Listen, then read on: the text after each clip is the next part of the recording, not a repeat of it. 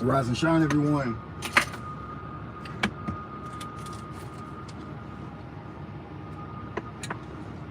Rise and shine. Rise and shine. I see y'all. Welcome in. I don't see the comments yet. I'll wait until I see the comments. Today is 9. Rise Derek Swanigan. Peace to you. Today is 9, family. Hope y'all ready for that. Somebody type a 9 into the screen. As y'all come onto the screen, type a 9.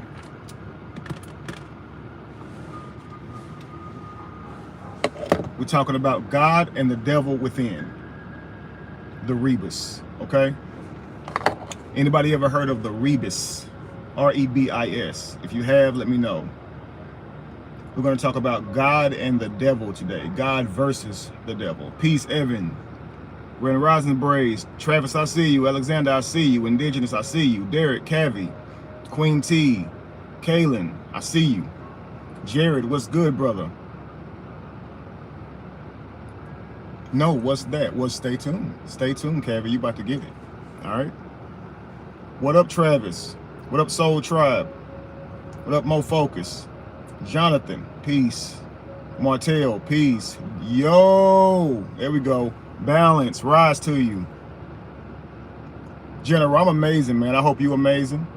Peace, Queen Jamie. Y'all say hey to Jamie. She's in the room. Lacey should be joining us soon. Errol Walker, what's up with you? Peace to you, man. Pittsburgh, I see you. Bryce, I see you.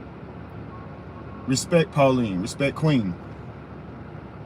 True Black Divine Productions, thank you for the 9. Rise, Rukaya. Crystal, I see you. Peace to you.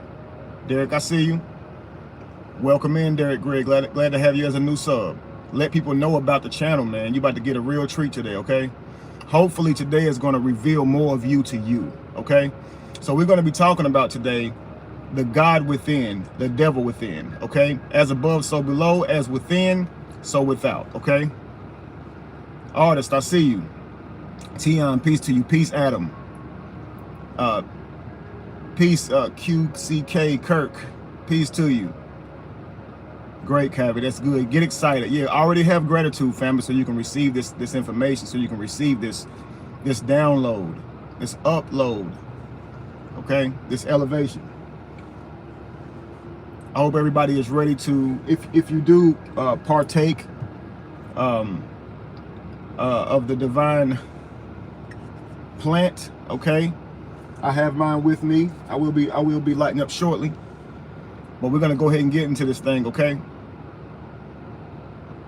Queen Jamie says, thank you for tuning in. Let's get ready to rise together and vibe together. Like, share, and subscribe. Absolutely, family. Go ahead and share this right now to your YouTubes. I mean, share it right now to your Facebook, to your Instagram. Let me know if you shared it, guys. Errol Walker, thank you so much for the super chat. We ain't even got started yet. We already ate. We ain't even had breakfast yet, and we all radiate. We all radiate, right? We ain't even had breakfast yet, and we all radiate. Look at that. Errol already sending the 999s. Thank you so much. Thank you, Errol. This about to be amazing. I can feel it already. Let's get the likes up. Let's get the likes up. It's 68 watching, 19 likes. I know I haven't said anything good yet, but I want you guys to like this in advance, okay? So we can get the good rolling in, all right? We about to tap in. Yes, sir, Bryce World, it does. Today, every time you inhale, I want you guys to give notice to the universe on something that you're manifesting, whether that be clarity, love, inspiration, motivation, vision for your new goals, you know, your new internal goals. No such thing as goals. We create them to anchor to them, to pull ourselves to higher heights, okay? But there's no such thing. They're only a figment in our imagination. We're going to realize today that reality exists inside of you, not outside of you, okay? You don't want to miss these gems. That's exactly right, Queen Lacey. And welcome in, by the way. Yes, we ain't even had breakfast yet. That's Infinite Waters. Shout out to Ralph. Yep. And we already ate. We already ate, family. All right. I used to love when Ralph said that. We ain't even had breakfast yet, man. You can be your biggest enemy or your biggest support. Absolutely. You can be your biggest problem or your biggest answer. Right? Right?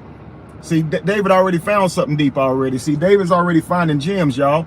The energy is wherever you want to focus it, family. You're going to get out of it what you put into it. Do you understand? So anybody ever heard of God and the devil? You guys ever heard of these two concepts? Has anybody ever heard of God and the devil? Today we're talking about, whenever we've been talking about rising from the matrix and letting go of old self, resurrecting with the new, but resurrecting in full power, able to create and manifest your own reality, realizing that everything that you create is you. Well, today is the 9th day, and that 9, of course, represents heaven. It represents all of the energies in one. Okay, so numerology goes 0 through 9. The highest number is 9. After that, numbers start over. Do you guys understand that? You guys think 1,000,000 is the biggest number. 9 is the largest number. Every other number after that is a number sentence. It's multiple numbers put together, making it a number sentence. But 9 is the largest number. This is why you always go back to the single number in numerology, except for if it's 11 and 22. Do you understand? Your master numbers. So 9 embodies the frequency of all numbers, 0 through 9, okay? And this is why 9 is given to God, because God is all energy. No vessel to judge it, no good, no bad. It's just simply everything. That's what God is. It's simply every single atom, every electron, everything is God. Do you understand? And you guys are going to understand that today, okay? Someone says, what is my Cash App? It is $ Rise Inreach Center. Thank you for asking, Ryan Scott. It is $ Rise Inreach Center, okay? $ Rise Inreach Center. Please type that in for me, please, someone.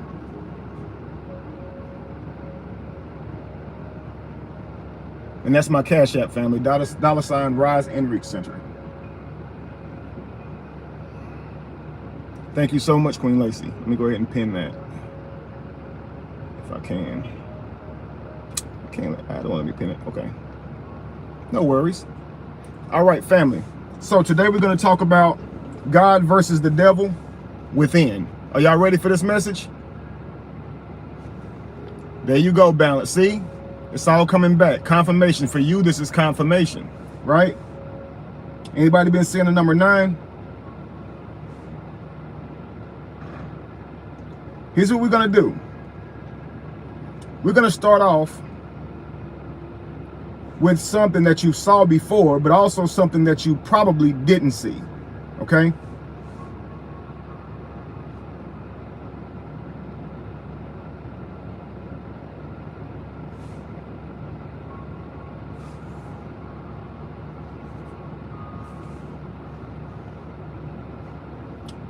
Here's where we're going to start, family. Y'all ready for this?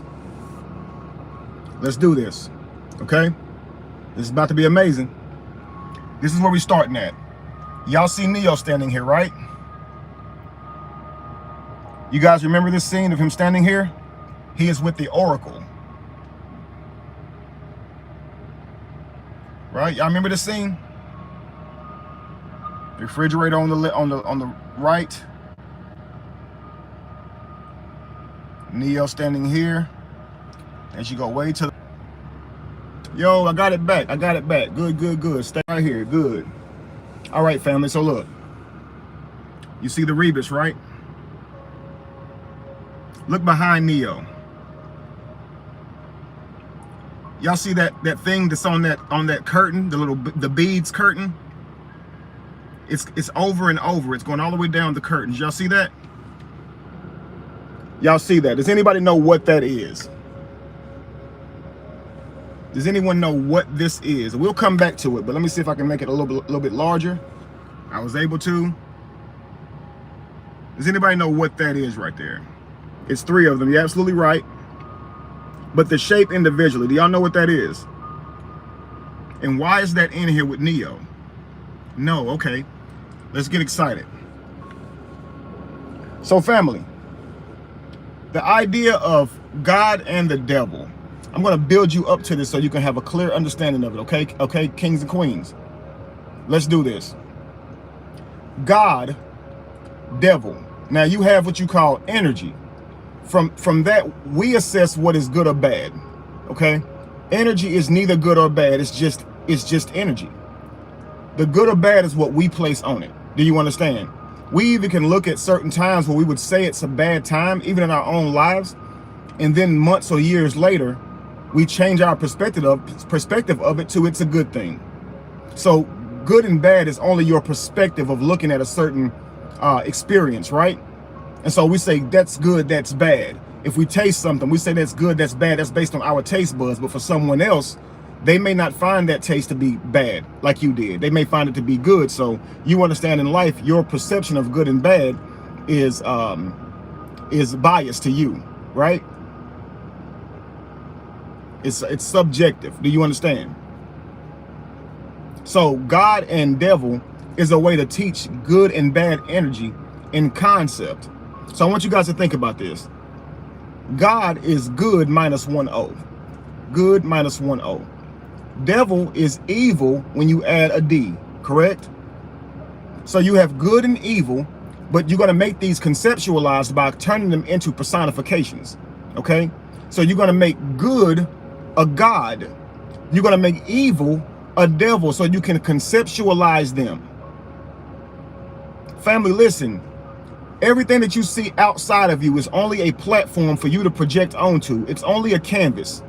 You have never seen God or the devil outside of you. These are only concepts in your mind. When you try to express this to believers, they have a hard time grasping that. Get those likes up, family. But if they were to think for a moment, if you are a believer and you have a hard time grasping that God and the devil are figments of the imagination or concepts for the mind to grasp onto, try this one. Krishna is only a figment of the imagination. It's only a concept to grab onto. Now, while there are people who believe that Krishna really exists, maybe that's easier for you to understand because you also believe Krishna is only in the mind and not out in reality, right? So every other God that's not yours, okay, think of it that way. Because I know you guys have a hard time with receiving this because you really do believe that your conceptualized God is literally outside of you and the devil is really outside of you. So in order to make that more clear to you, let me just say not your God, everybody else's God, right? Your God real. Everybody else's God is inside of them. It ain't outside of them, okay? So we're dealing with people who truly understand that other people's gods, because I don't want to tell you guys God isn't real for you, okay? I don't want to tell you guys that God isn't someone that's outside of you for you. I want to say for you, your God is real. If you believe in God that is outside of you, then that's real for you, okay? Because whatever your mind is telling you, that's what's going to be real. Don't let me deny you your truth. But I'm going to say this. Everyone else's God that you do not believe in is only in their mind, right? So work with me here. So God, devil, okay, is only inside of your mind, okay? Now, the platform that is Earth or this plane that we see, it's actually just a clear canvas. And we project onto it. So while we don't see these energies or entities or concepts inside of us, you understand? We can kind of grasp and navigate life via the constructs or concepts that we have in our mind about good or bad, pertaining to good or bad, right? Now, I want to show you guys some images, okay? Because you can see the Baphomet, and the Baphomet is what people look at as an evil symbol, right? The Baphomet, here we go.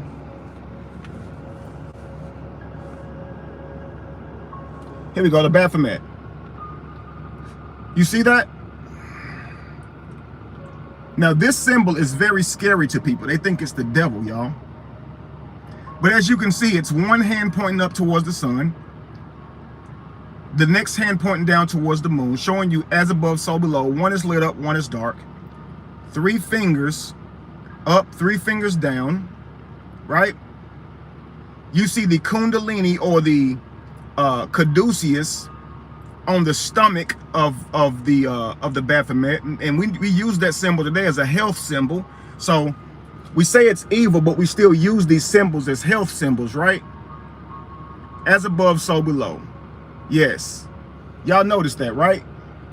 Duality. So thank you, True Black Divine Productions. He's all that being already has awareness because they know that represents duality. As above, so below. What you're looking at is the rebus. What you are looking at is the yin and yang. You see what I'm saying? What you're looking at is black and white. This is exactly duality. However you draw it, it's the same image. This is yin and yang. This is God and devil. Believe it or not, as above, so below, as within, so without. This is the same image, y'all. So you see the stomach, you see the serpents on the belly, right?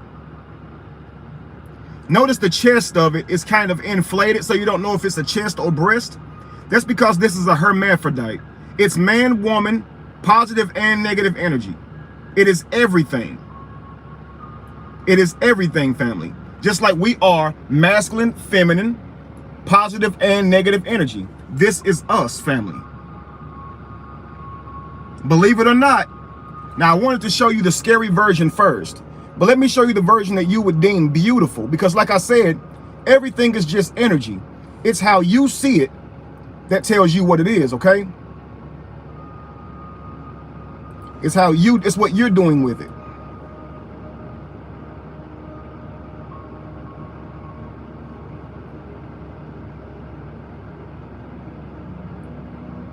Let's see here.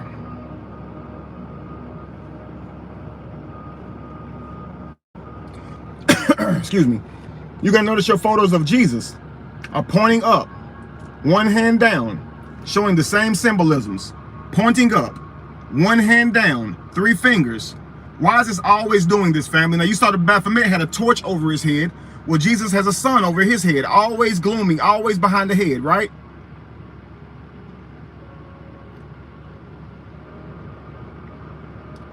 Another depiction. You see the thorn spinning on his chest, just as a serpent was spinning on the Baphomet's chest, right? Or stomach. Thank you so much, our brand. You the man for that. So let me show you these images right here. This is one image of God and the devil. Notice God is up, the devil is facing down. Look at both arms of the devil. Pointed down, head down, and look at God pointing up. This is showing, excuse me, you at your highest energy. When you vibrate at your highest, you are exhibiting God energy. And you see God everywhere you look, because you're positivity, and positivity is pouring out of you. When you are in your lowest state, what we call your lowest chakra, your lowest vibration, you are red like the devil, okay? And you are down, you are a lower being. You're in your lowest self, we say. You're double, you're flesh. So God is spirit. This is when you're listening to spirit, which is purpose and intent, versus living in your loins, in your hunger, your desire, your flesh. So when you seek to fulfill your flesh, you are in your double. You are not conscious. You have been convinced that the matrix is real, and you are feeding the flesh side of you that will only fall away. It'll only die one day. You can't take it with you. So anytime, and don't get me wrong, life is about balance. So you want to go ahead and build your physical body so you can be strong and healthy. But just know that don't get lost in there. Do you understand? You cannot take it with you. Don't take it too seriously. Don't neglect your spiritual world, your intelligence, for taking your physical world, for building your physical world. Would you want me? A water? I already brought one. I look like I needed something. I keep doing that? Oh, okay. Thank you. Thought I needed some water. I guess I probably do. Hang on, guys. So, family, the key is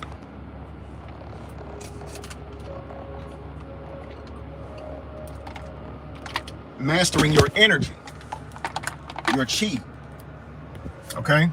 For you can be God on your best day or the devil on your worst. And we know this. We know based on where we're vibing, how we receive certain things and how we act are going to be totally different from day to day. And so if we regulate our mind's eye or our energy, we will have more control over our day to day, over our experiences, right? Thank you so much, Lucinda. Thank you so much. That was, she sent me the vibration of 1. She's telling me, you the one, Kevin, you heating up. Here we go. Here's another image of God and the devil. Notice God pointing up, head lit up, as in consciousness or energy is in the highest vibration in the skull, Golgotha, the place of the skull. And look at the devil in the shadow, looking down, kneeling down. Do you see this? This is your higher self and your lower self in the same image, family.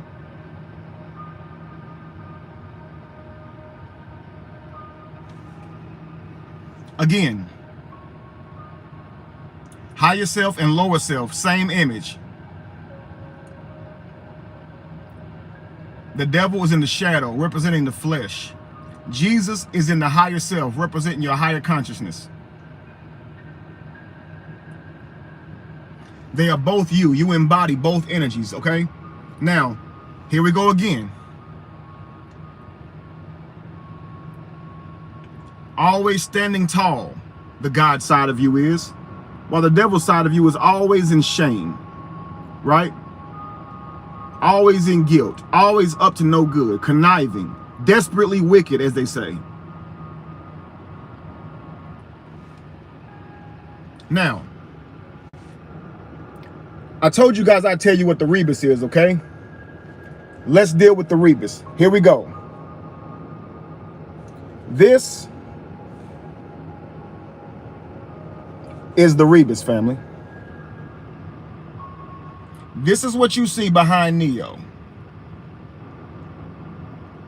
These are the same exact images. This is the Baphomet. This is yin and yang.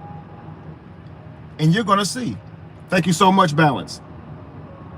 See, look at that. Balance sent $5 right there when I was showing the rebus. The rebus would vibrate at 5 because it's perfect balance.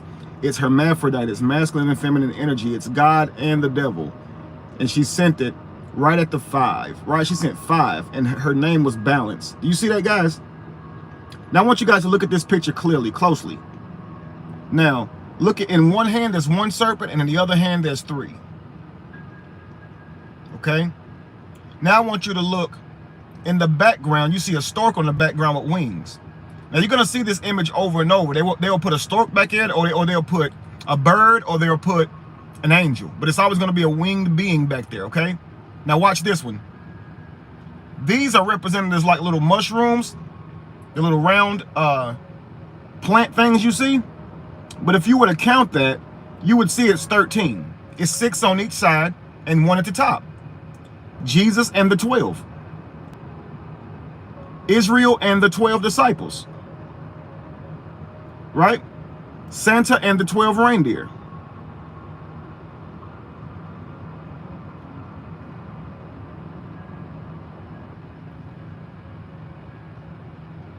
Here, the dragon has wings, so they still make the winged animal back there. You see that? See the 2 heads for the rebus there? Let's continue to look. Here's another one. 13 on the right here with the tree. 3 serpents. Look at the dress. One side black, one side white, yin and yang. Male and female, polarity, duality. And look in the background this time. It's a dragon. That's the same image, family. That is yin and yang. That is the rebus. That's God and devil. This is you. This is your energy being symbolized, being iconized.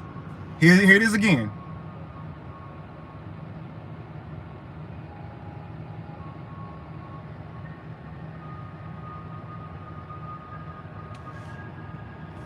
Here it is again.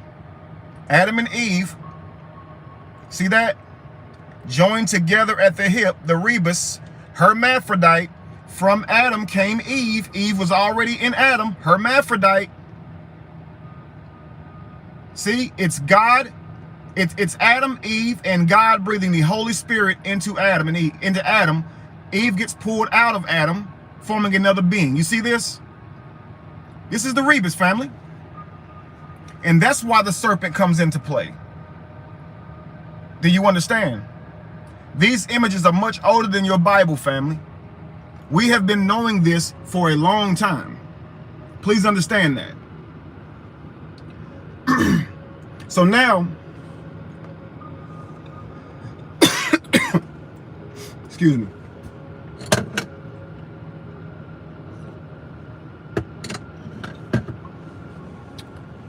So now here we go. Yes, Rebis, R-E-B-I-S. R-E-B-I-S. B as in boy. You see it? That's what's behind Neo on the Matrix. Now, remember, this is the scene where Neo is having trouble with self, becoming into oneness. This is when Neo was talking to the Oracle to discover if he was actually the one. And he could not decide if he was or not. And so the Oracle looked at him and said, it looks like you got the gift, but you're waiting for something. And then he looks for her to say he was the one, and she goes, I'm sorry, kid. Right? Oh, you ain't never late, Sword Boss. You came in just on time. You came in right when you were supposed to. Don't you tell yourself you were late. You came in right when you were supposed to, family. All right? You can always go back and get the rest, okay? So the Oracle told Neo that he wasn't the one because he had not accepted it himself.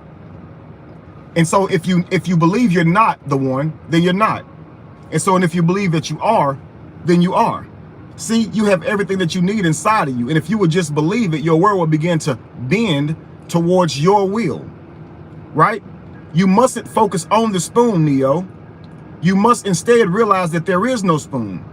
And then reality itself will begin to bend. Let me show you how reality will bend. Here is how you project your reality, gods and devils. Choose ye this day who you will serve. Think about this. Serving means to give out. Serving means to put out, to give, right? When someone's serving you, they're taking care of you. They are giving you something. So who are you going to serve? Are you going to serve the world, God, or are you going to serve the world, devil? Are you going to live in your mind or in your flesh today? Are you going to create with purpose, or are you going to create from desire in your loins and being horny or being hungry? How do you create? Do you create from a state of survival and fear? Or do you create from a state of wanting to cultivate something for your family, to have an abundance? What's on your mind when you're planting your seeds, family? Do you understand? Because that is what you're going to reap. So what this is saying is, imagine a seed was just a seed and you didn't know what it was. And what's going to grow out of it is what you think about the most. Imagine this. The seed I'm planting, even if it's good, if I'm thinking negatively, I'll get negative, because it doesn't matter. The seed is just energy. It's what I do to it. It's what I'm projecting onto the seed. So let's say I'm out here and I'm doing a good thing, but I still inside of me believe that I'm not good enough, that it's not going to flourish, that it's not going to be successful. Then what I'm creating is failure. Even if I'm creating a business that I feel like would be lucrative, I'm creating failure because I'm creating with doubt. You understand? I'm creating with doubt. I'm looking for something to make me happy. And what will make me happy with what I'm creating is for it to be successful. Because I've created that false dichotomy, I won't experience happiness until the business is successful. Therefore, I have put myself in hell until I complete success. And that ain't right, because you can't produce from hell.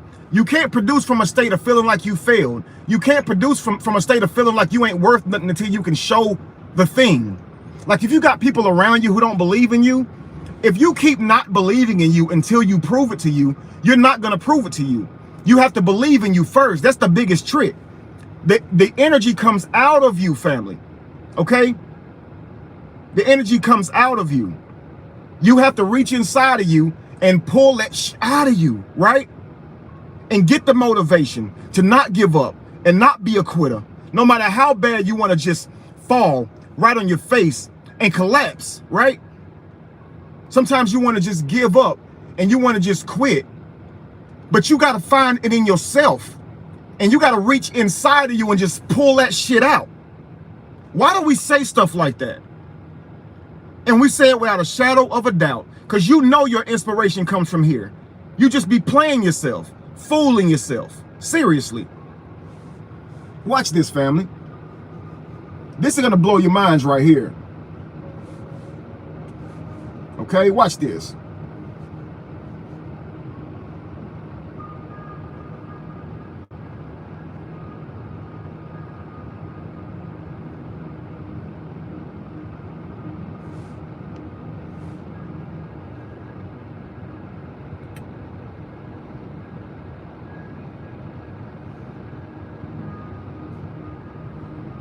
Here's an image, family. This right here. This is an Ikea bag. Do you see it? It's an Ikea bag.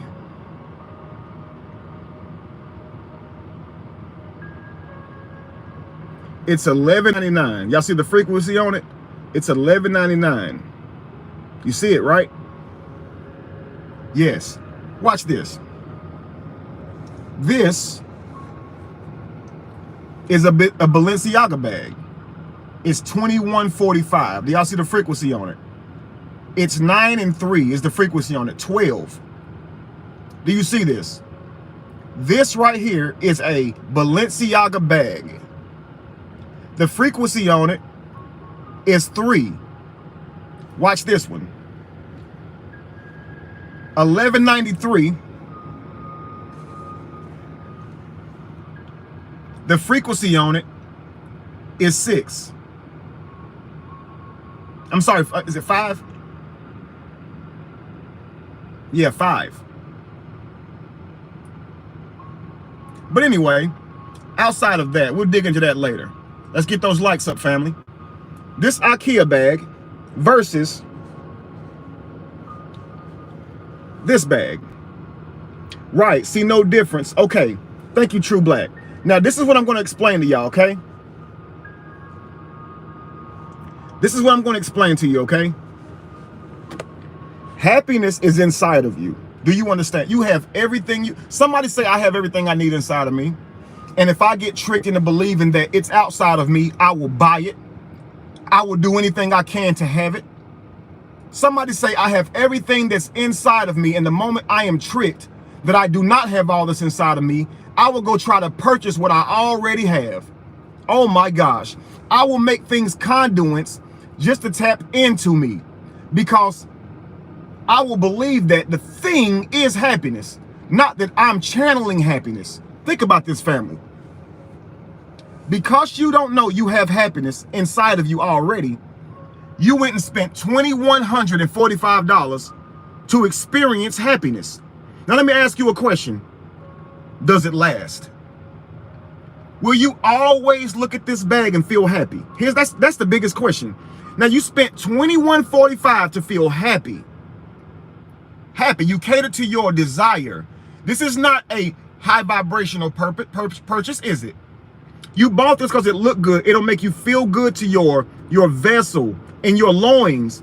You're going to get ego from this, right? And you spent $2,145 to feel happy, right? Hulk Smash says, what's the significance in the mirror in the Matrix? Neo is being pulled into the other side of the mirror. Is it a portal? Absolutely. It's showing you that everything is a reflection of self. What Neo was touching was himself. He saw the inside of him beginning to bend. And then whenever the mirror goes out and starts covering him up, that's showing him that he's going into the portal. He's about to see inside of himself. Okay? This is the place we all afraid to go to. We're afraid to go to inside of ourselves. But if you go to inside of yourself, it is there where you will find peace. It is there where you will find true happiness. It is there that you will find the answers that you need to survive. It's there that you find the answers to manifest. It's there that you find the next version of yourself, the best version of yourself, the answer to your problems. You cannot go anywhere, family. You don't need to go anywhere to get what you need. You are God alone. Now, here's the thing. No one can tell you that you can't be the devil too, because you are both and you have every right to do this. So I'm not talking negative about people who do this. You have a right to live the life you want to live, family. What I'm trying to express to you is this. If you truly understood that you have joy within you, You would not go outside of you to buy joy. See, you hear they say, trouble don't last always. Trouble don't last always, right? Well, neither does happiness. Somebody say, neither does happiness. Type that in, family. Somebody type in, neither does happiness, family. That's right. Neither does happiness, family. If you could buy a house today, family, be madly in love with that house, family, and as time go by, all of a sudden, that house just don't do it for you anymore. You know? Thank you so much for typing it in. Thank y'all for being so contributing today. Yes, neither does happiness, family. Right? And why is that? Because happiness is an emotion that you channel from the inside of you. That's what happiness is. Happiness is the energy that you can project, that you put out into the world. Happiness cannot be found. Happiness is what you put out there. Depression have you ever went anywhere and found depression, family? Have you ever went anywhere and found motivation? Have you ever went anywhere and found intelligence, family? Have you ever realized that it cannot be found? And so if you make the mistake of going on a journey to seek it, it is a wasted search. It's a wasted quest. It is within.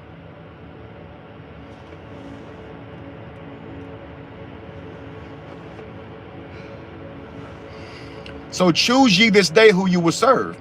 Will you serve your outer man? Because I'm going to tell you something. If you choose to serve this devil is greedy. It never gets enough. It lives in its loins. The things you feed it today, it will forever be hungry tomorrow. And you learn every single day. You're trying to teach you about your devil. It's never satisfied. Okay? It's never satisfied. Do you understand? In fact, the more you satiate it, the number it gets. And it makes it harder to please yourself. So now you need even more. People who are addicted to PORN completely understand what I'm talking about. They have been so addicted, they can't even find excitement anywhere. They dang near need to see inside of an autopsy just to be turned on, because they done saw everything they could imagine. So when they go onto the PORN sites, what they search for is the most outrageous things they ever saw, because they almost need that just to turn them on. Because they have numbed themselves by oversatiating their senses, the senses of their devil, your lower vibrational self. You have to control that and subdue it. You are God. The devil must be beneath you. When you put your double first, you will notice that that is where you create the depression. Now, don't get me wrong, that's where you create the joy too. Because you can outwardly go make yourself happy by buying something outside of you. If you truly believe it'll make you happy, it will. But only for a moment. Only for a moment, family.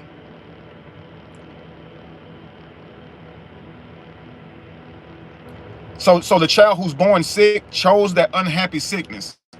No, understand this. Sickness is just a vibration, family. Okay? We're not in control of every being in the world. Do you understand? People get sick. People die. Chaos happens. All of that is just energy, though. You understand? What you take from it is negative or bad. Please understand that someone dying, it's negative to us.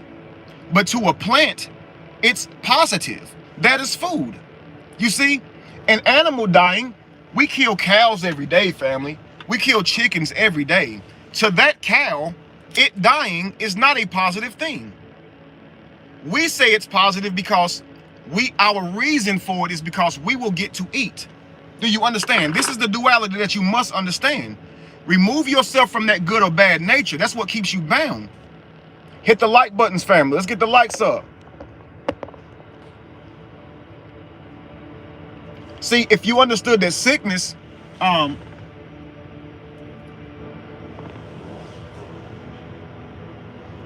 if you understood that sickness is energy, not good or bad energy, you know, just think about it right now. Your cells die and live every day, and we would like for the bad cells to die and the bad diseases and sicknesses to die.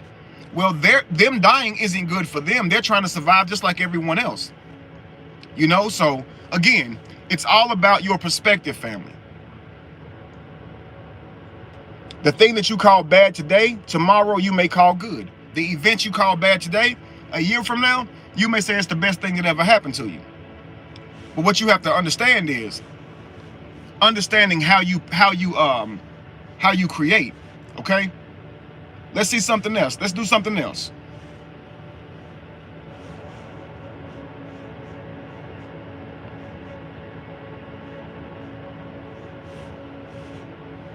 Let's do something else.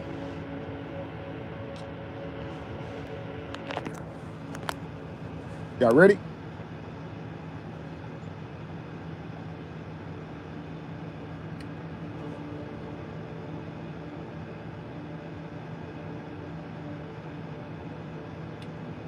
Here's something nobody struggles from right here.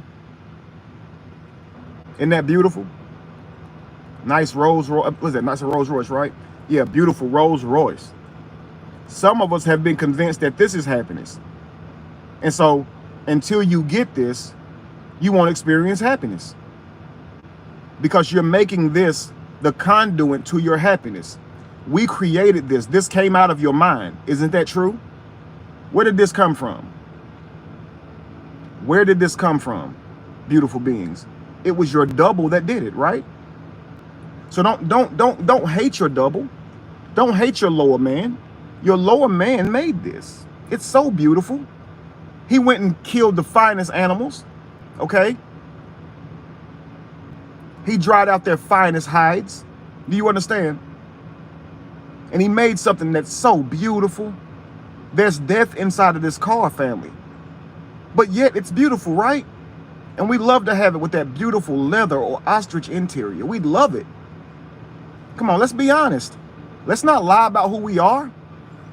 We devils too, right? Let's not lie. We buy these cell phones knowing that people have to slave just to mine out the materials for it, right?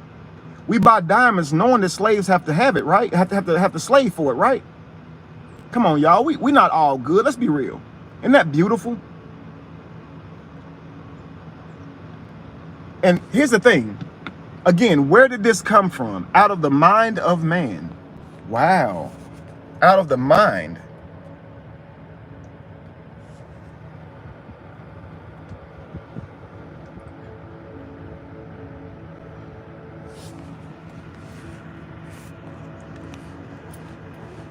If you made that call with your mind, why do you believe you got to have it to experience joy in your mind? Think about this. Yes, evil is to live backwards, right?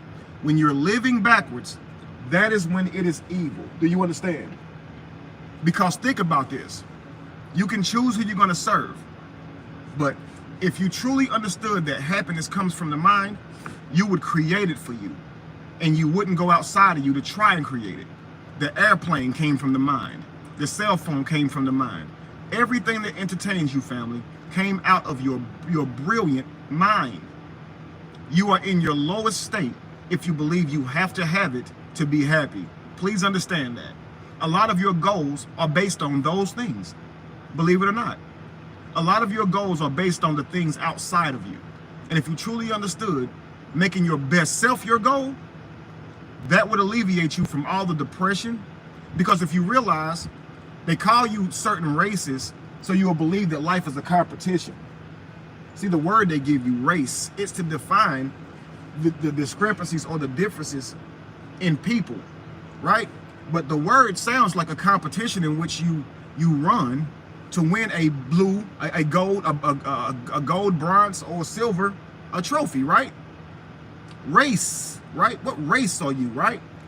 And then we study in classes, which also teach us that we are in levels, right? And so life is always a measurement. It's always you looking outside of you to what? But how can you measure yourself when you are inside of you? So you're looking outside of yourself to measure yourself, to get your value. But how could you take an assessment of your value? Somebody tell me how you can find the value of yourself by looking outside of you. And I'm asking an honest question. How does one gauge the value of yourself with an outside tool? How would you do that? What, would take a test? Take a test? Is that what you do? That's how they got you. That's how they got you. They told you that test was going to tell you your value, tell them how smart you are.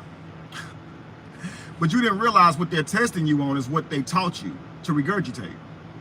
See, no other animals go to school to learn how to talk. It comes from within. You went to school to learn how humans talk. I did too. Who am I to talk like y'all just did it, right? I did too. And so we think this is how humans communicate.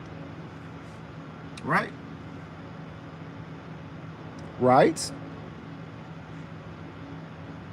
So the words that we use likely keep us from our internal. Do you understand?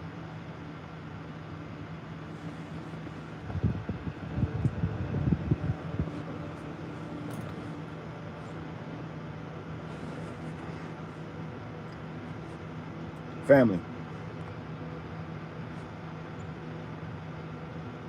Program from Jump Street, absolutely. They tested you and told you that that was going to tell them what you were worth. That test was like an appraisal, and you believed it.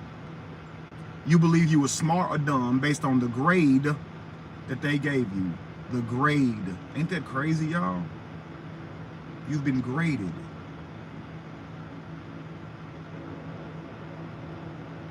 They degraded you. You've been degraded since birth.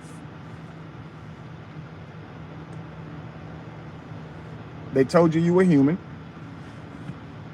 Yo! On live. They told you were human, right?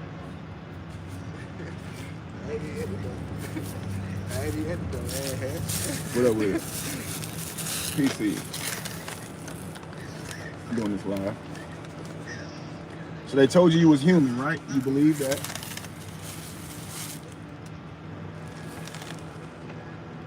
And then they had our parents sign our nature over, because we're not natural anymore.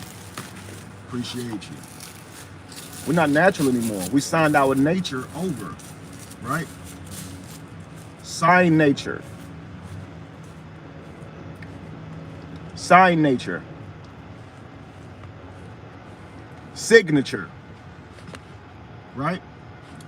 You were born. We talked about this the other day. You were born to a doctor. You came through a canal, a birth canal. You were called a vessel. A relationship is how it all happened.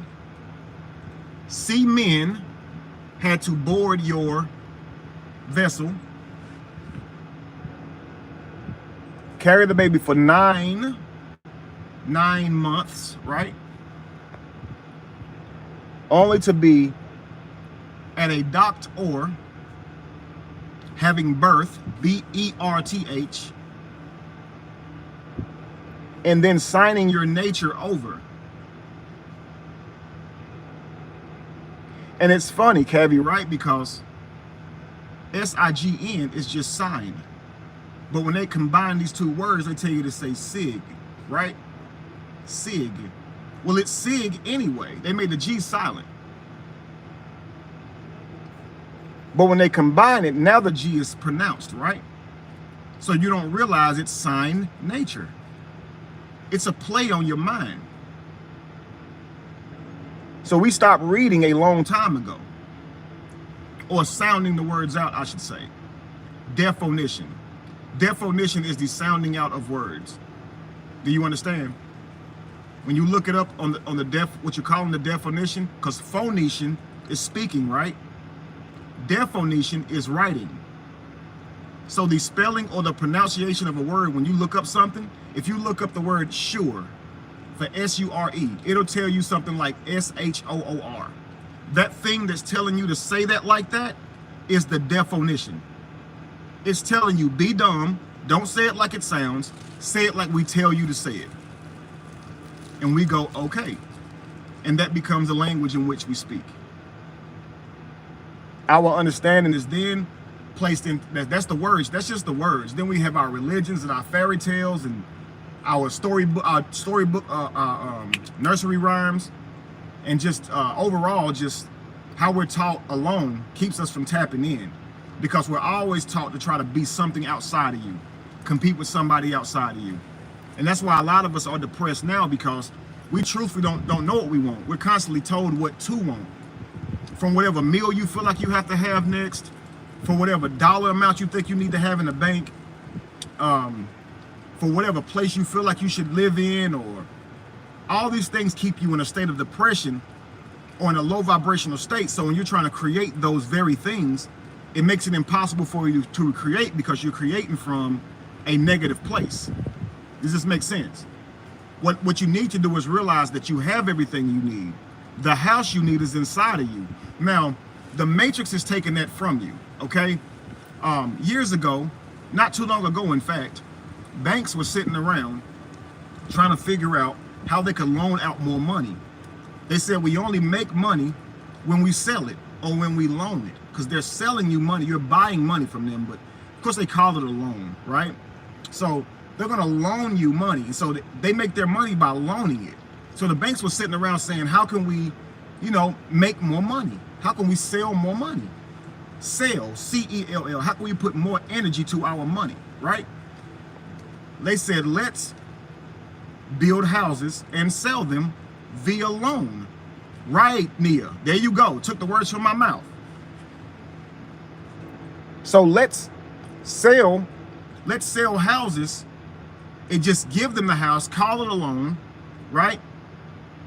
And then we can sell the money based on the appraisal of the home.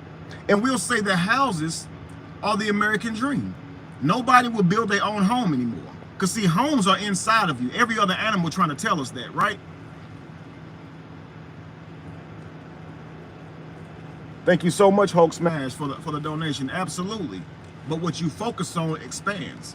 Because what I'm trying to tell you is that you are in control. Believe it or not. The goal is that you believe they are in control. And that is true. But I'm telling you that you are truly in control. Look outside of you. Who's stopping you, family? None of those people have ever gotten in the way of me and my dreams. You understand? So I have to ask myself, what reality do I want? Does the reality that I want somehow compete with them and their reality that they want? And if it does, build it anyway. Who cares? But build your manifestation. Don't tell yourself, oh, they'll just tear it down. They'll just destroy it anyway. Because what you focus on expands. Just build. Just say, I want it. Don't say, I want it, but. Just say, I want it. Do away with all those negative energies, family. That's what takes you farther from your goal. Just know that you want it, know that you are it, and know that you have all it takes to achieve it, and start creating it from within. It's not about going anywhere, family. Trust me. Ask a carpenter where houses come from. They will tell you from inside of you. Ask a singer, where do songs come from? They come from inside of you. Do you understand? Every other animal knows this, family. They don't go looking for houses unless you're a crab.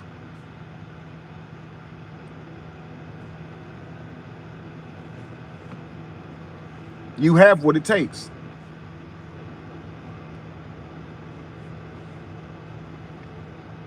Focus on your focus and your focus will expand.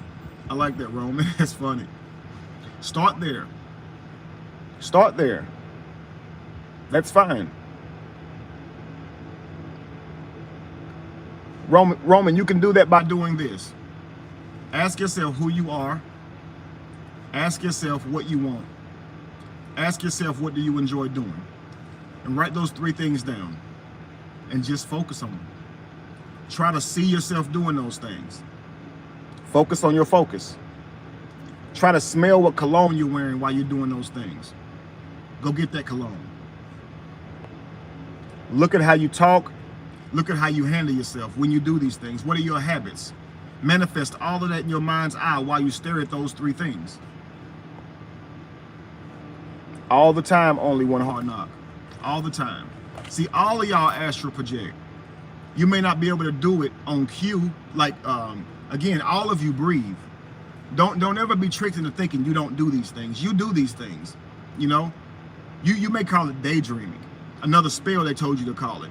You know, that you may call it daydreaming because, you know, there's no memory on the other side of the world because there's no brain. It's spirit. Spirit knows all. So there is no memory, no need to remember. So if you daydream, on the other side, you're getting messages, you're doing all these things. When you come back to your reality, of course you don't remember how long you've been gone or what you were thinking about because you have a brain on this side. It's the same way when you have a dream. If you notice, when you wake up, your dream immediately begins to go away, even though it was all in your head. It's only very rarely you're able to retain portions of your dream. And even when you feel like you got it, almost to the point of clairvoyance where you know it through and through, you only still actually have a fraction of it.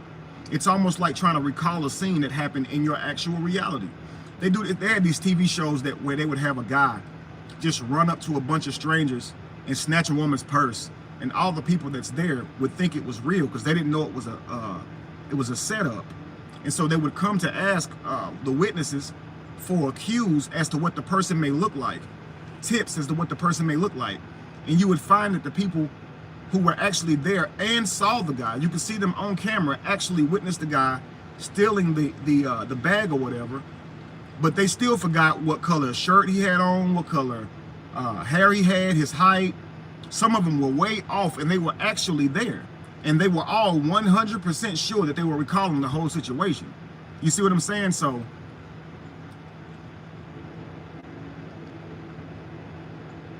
no dreams don't make sense. You make sense of them, Bryce.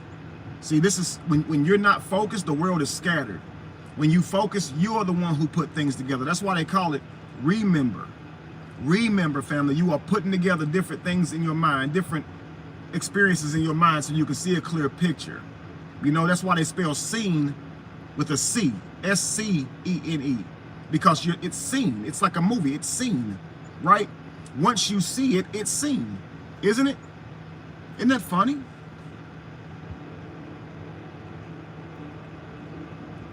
It's seen. It's real.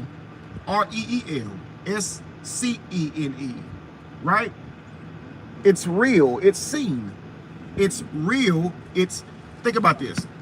It's real, R-E-E-L. It's seen, S-C-E-E-N-E, because I'm playing it in my mind. That's when I make it real, R-E-A-L, and S-E-E-N, because I make it outside of me.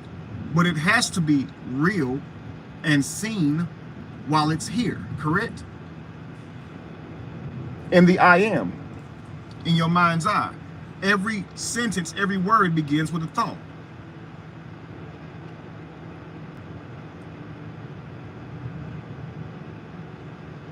Erica said, visualization, your imagination is key. So whatever you focus on, focus your attention on will manifest in your reality. So daydream, feel that sucker and have no limits. I have done it a few times over. Absolutely, family. You can bring it right out of you, family. I'm telling you. Someone say, in order for it to be R-E-A-L and S-E-E-N, it must first be R-E-E-L and S-C-E-N-E in the mind. Could someone type that for me? In order for it to be real and seen, it must first be real and seen in the mind. You don't never speak without thinking first. Trust me. You don't ever reach. You don't ever reach without thinking first, family. The mind precedes the body. God tells the devil what to do, right? Isn't that what they tell you? That the devil works for God? Well, if the God don't like the devil and the devil is cast down, then why does the devil still work for God? Really? It's not that simple for you? The devil is cast down and the devil works for God. God is high, mind is high, body is low. The body follows the mind. Duh.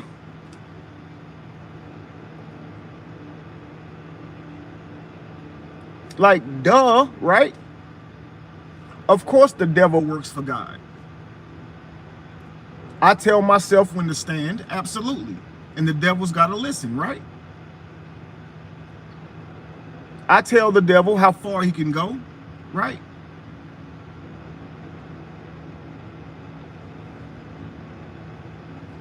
Absolutely, Nia. I'll tell you what's beautiful is I said that quote from within me, and years later realized that that quote had been said.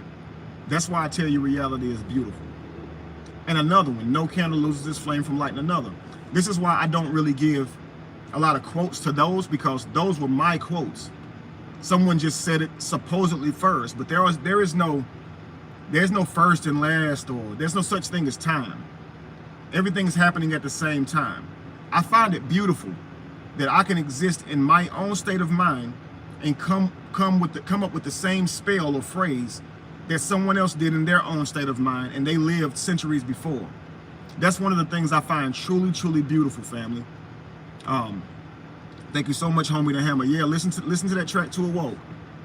But yes, listen, family, like, have you guys ever had a quote, something that meant a lot to you, and just typed it in on Google, and you will find that somebody has said it? It's mind-blowing, because you're sitting there, like when you thought it, you had an epiphany. You felt like an explosion in your brain that you were a different person because of this spell, this quote. And only to find out that someone else said that spell or quote. It's unreal, man. Be the change. It really hit me. I was just like, I was leaving religion, and I was like, we keep asking Jesus to help people, but the only hands God would have is our own. Like, we keep saying, God, do this and do that, but if we truly believed in God, why don't we do this and do that? And I would tell my church, I'd be like, the only hands that God have is ours. God don't have hands. God's a spirit. So if we truly believe in God, then why don't we become God's hands and let God use us, right? And if you see something wrong, it's not to pray about it, it's to do about it, right? Do something about it. Don't pray about it. Like, that's truly being God. You're not being God if you're asking God to pick up the trash on the sidewalk. You're not truly being God if you're asking God to figure out a way to feed the homeless. You're not truly being God. You're serving the devil. You're actually, in your desires, you would like for there to be fed people. In your desire, you'd like for the streets to be clean. But you're in denial of God because God would just do it. You're asking God to do it. It's weird. And I would say to myself, like, if God gave us this world and we're asking him to clean it up, that's a little bit disrespectful. So I felt like this. Why don't we for a second pretend that God doesn't exist? That would mean that we are responsible for making the changes that we personally want to see. Because if there is no God, there is no objective morality, no objective plan. So we must all be individuals and make the adjustments in our own personal lives, right? And if you think about this, if you remove this idea that there's a God who said you must feed the homeless, maybe you would just teach the homeless to be able to fend for their own food. You would teach a man to fish. You wouldn't consider it as holy to go give a man a fish, because you would realize long term that's a bad thing. It's crippling them, because the proverb says if you give a man a fish, he but only eats for a day. So the key is to teach a man how to fish. You see? So if every man learned how to fish, no one would be starving. The world would take care of itself. If everyone cleaned up the trash they saw, there would be no trash. If everyone fed the homeless, if everyone tried to do something to help someone, to clean up the world in the way that they saw, wouldn't the world instantly, like, if you think about this, we keep saying, let's go change the world, let's go do this, let's go do that, let's raise up a bunch of people. But what if everyone in the world literally just went inside and worked on themselves? That's when it hit me. I was like, Be the change you want to see. Create the change that you want to see. Like, you don't have to complain that something isn't the way you want it. You're grown. You can do what you want to do. Like, for real, like, you're an adult. Like, no one's outside your house stopping you from creating your dreams. Like, I know this is profound, but it's so simple, because never have you stepped outside and someone was in front of you blocking you from achieving your dreams. It's always been in here. It's always been you that's in your way. If you ever tried to draw and you got the light behind you, you'd know what I mean. Like, if you ever try to draw or do anything in the sun and you're in the way of the sun, and your shadow is in your own face, like your shadow is in the way of what you're trying to do, and you got to move your head so the sun can get through, you in your own way. You ever had that happen to you, family? Where you trying to see something, but the light's behind your head, and now your big old head is casting a shadow on that which you're trying to see. And you cannot see it because the shadow that's being cast on it is you, by your head. That is one of the best analogies I ever came up with. Literally just thought of it, yo. It is your own head blocking you. You in your own way. Right, True Black. I am in my own way. You're grown. Now, I don't believe you're a human. Blockhead. Oh, bars. Nigga, that's bars. Blockhead. Absolutely, you've been blocking yourself. I said the other day, you capping. If you lying to people about who you truly want to be because you scared they might judge you or laugh at you, you capping. You capping yourself. You capping yourself from ever achieving your truest goals. You capping yourself from ever revealing your truest potential. You capping. Quit capping. Oh, no, not blockhead. No, yes, blockhead. That's perfect. But yes, you are capping. Stop capping. You know how we say cap? What you want to be? Somebody type it in right now. Who the hell are you? Tell me right now, who are you? Tell me who you are, family. Nick, absolutely. Who are you? Tell me truly in your being, who are you manifesting right now as we speak? Who do you see in your mind's eye? Who are you going to manifest in your reality? Who is the person you've been wanting to see? Tell me who you are. If you are an artist, if you are a singer, if you are whatever you are, a poet, I want you guys to be more specific with me. Tell me who you are. And I want you to forever be honest with yourself. Come into oneness with self. Who are you trying to be? Say your cousin. You might be, Ronnie. I love it. I am a teacher. Okay, Erica Neal, then begin to teach. And what I mean by that is begin to learn. See, I always tell you guys, I am on here learning from all of you. I come on here to learn from y'all. What are y'all here to teach me today? Right? The greatest teacher is the greatest learner. I am a product formulator. There we go. I am a healer. There you go. I'm the carrier of life through words. So you're going to go around uplifting people, Nia. Right? I am an earth replenisher. Okay, begin to do that, please. Natural born healer and listener who give light and inspiration from my own inspiration. There you go. I am oneness. I am a builder. I am a designer. I am a writer. There you go. I am a breadwinner for my family. Absolutely. I love it, man. Y'all about to get me emotional. I'm an artist, right? I want to be. When you say I want, you create the state of wanting, okay? Look in your mind and see a psychologist and say, I am a psychologist changing the world. I claim it. I am a psychologist. I help people with their psyche, and I am changing the world by doing that. I am Xavier, right? Tell yourself I am.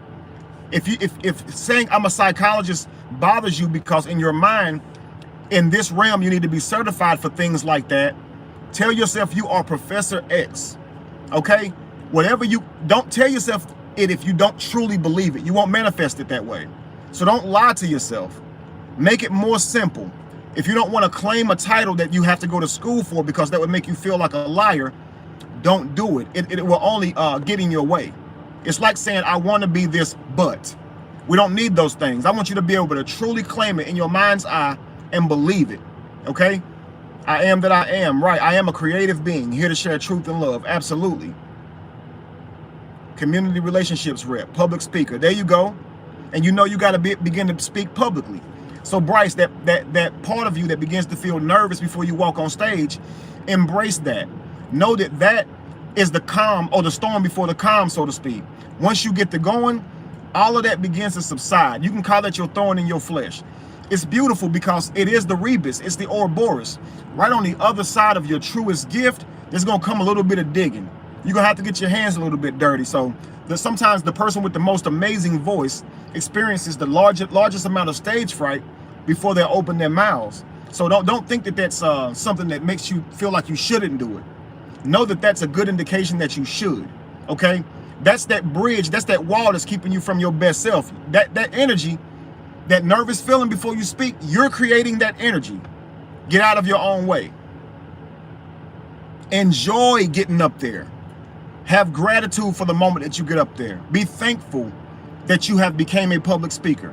Don't be nervous when it's your time to shine. Be like David, excited to take on Goliath, because David already knows who he is. Goliath about to find out though, right?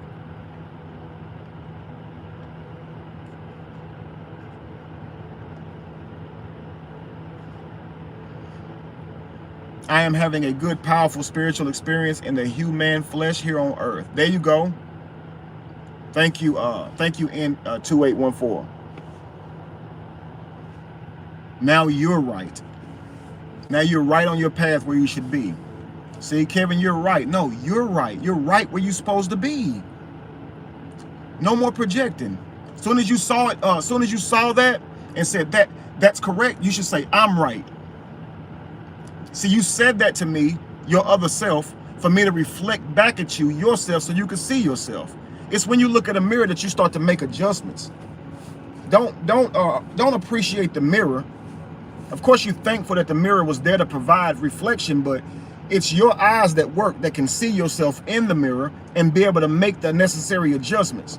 So thank you for having the consciousness to be able to see yourself, to be able to break down that light into images so you can see yourself and make those adjustments. Okay? I am a tattoo artist. That's right. Now, guys, in life, these are the things we became afraid to say. People stopped us from doing that. And so we've been lying to the universe by acting like we want to be these whole other things. You understand? And notice y'all didn't say, I want a bunch of money. Y'all know that when y'all become that, the money will come to you. When you manifest who you're supposed to be, the money will come to you. Ain't nobody paying you if you're not really good enough. Let's be real. You're not going to get the money until you're a success, family. I am a protector, absolutely. I believe you. I felt safe when you said it, King.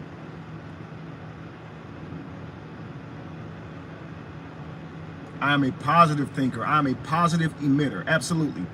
I will always find ways to construct rather than to destruct. So whatever's happening in my life from this day forward, I am now going to see the positives in it, because I now understand that having a positive mind, I will always see positive. But if I have a negative mind, I will create the negativity. If I have a positive mind, I will create the positive mind. So I'm going to stay in that realm of the now and don't lose myself. So if something happens that I'm perceiving as negative, I'm going to pull myself back from that. And I'm just going to say to myself, it happened. It happened. And I accept that I am creating the negativity that comes with it. Now let me turn that into positive energy. Why do I find that negative? I just saw two gay people holding hands. Why did I find that negative? Are they bothering me? No. So why is it bothering me? What did I just see? Well, I saw two men holding hands. No. You saw two people in love. That's what you saw. And if you can accept that, isn't love positive? Yeah, it's positive. Are they bothering you? No, you're right. If you turn to negative energy right now, don't you know all the positive things that's being vibrated to you will cease? Well, dang. So it's probably important that I don't turn to negative energy, because I want those things that I've been focusing on to keep coming my way.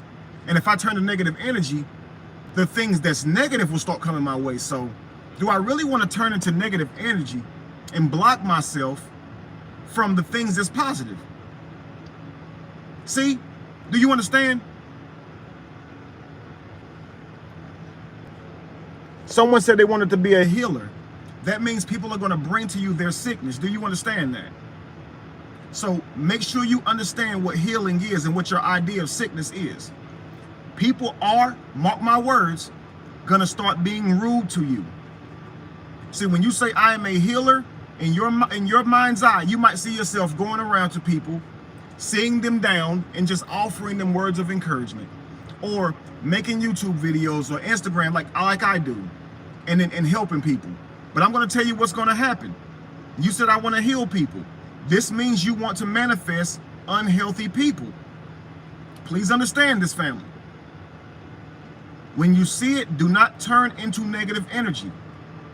Be grateful, because you have an opportunity to heal someone. So people are going to start coming to you and being negative. They're going to be very frustrated. They're not going to be in their best self. Are you going to feed their lower self, or invite them to come up to where you are? Because you're going to be tempted. You're going to be tempted to come down to where they are, family. And your energy will be tested. So if you are a healer, make sure that you understand that healing starts with you. You must always be healing. You must always be in a high vibrational state, always and forever. And the way you do this, family, is recognize that you are always healing, even when you're sick. Even when you're sick, your body is fighting to heal, curing yourself. If you don't believe me, the next time you get sick, I don't want to encourage this, but if you ever get cut while you're sick, you will notice your body is still healing. Okay, you will notice your cells still are dying and replicating even while you were sick. So accept that you are always healing. So you, healer, soon as you rise, begin to regulate your energy, begin to minister to you first. This is how you become a healer. You don't go outside of you to be a healer, family. Okay? Get your energy on point. Regulate your energy. You become healed first, and then you will heal others. You cannot pull someone up if you are beneath them. Do you understand? It's impossible. Doesn't make any sense at all. So you have to always be healed. H-I-L-L-E-D. Up, peaked. You must be at your highest point.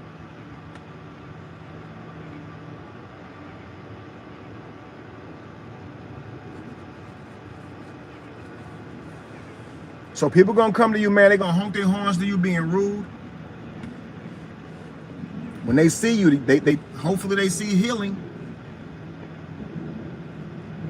Okay? But you are a healer, and you are going to do amazing feats. You're gonna raise people from the dead, people that are walking around with no dreams anymore. They've given up. Their greatest glory days are remembering when they were in high school.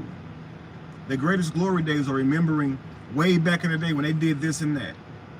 And they don't have much inspiration for the future. But you're going to give it back to them. And you're going to see the dead risen. Okay? I'm on Clubhouse. I just don't do many meetings on there. But look up Kevin Genie. Go ahead and follow me. Y'all are going to raise people from the dead, family. There are people who has literally gave up on themselves because they didn't get from the matrix what they wanted. Because they don't have this car sitting outside in their parking lot. Because they don't have this money sitting in their bank account.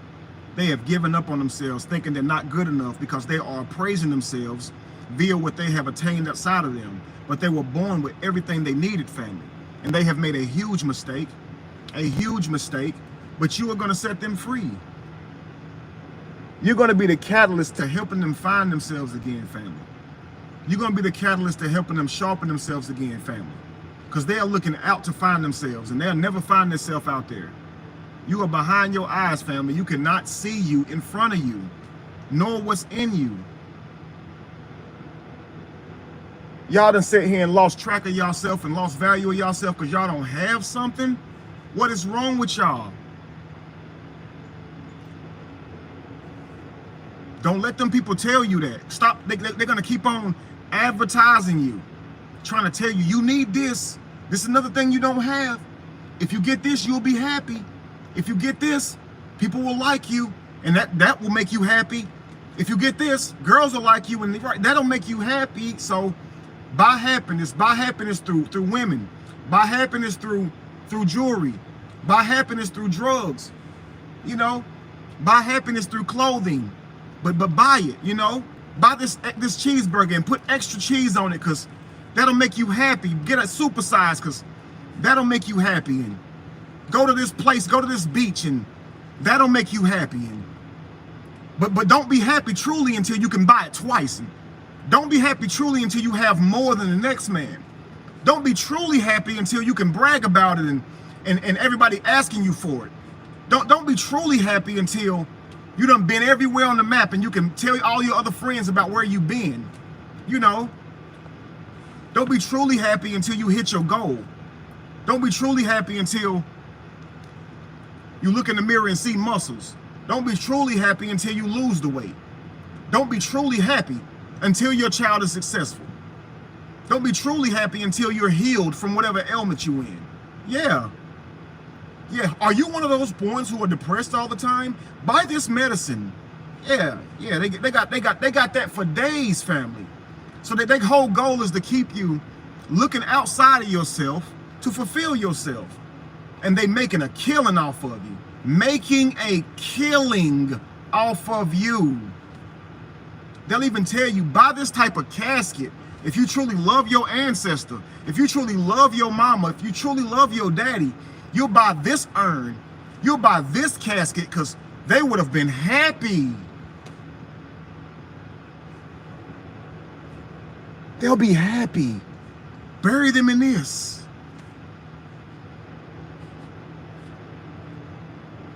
Consumers only get consumed. Consumers only get consumed.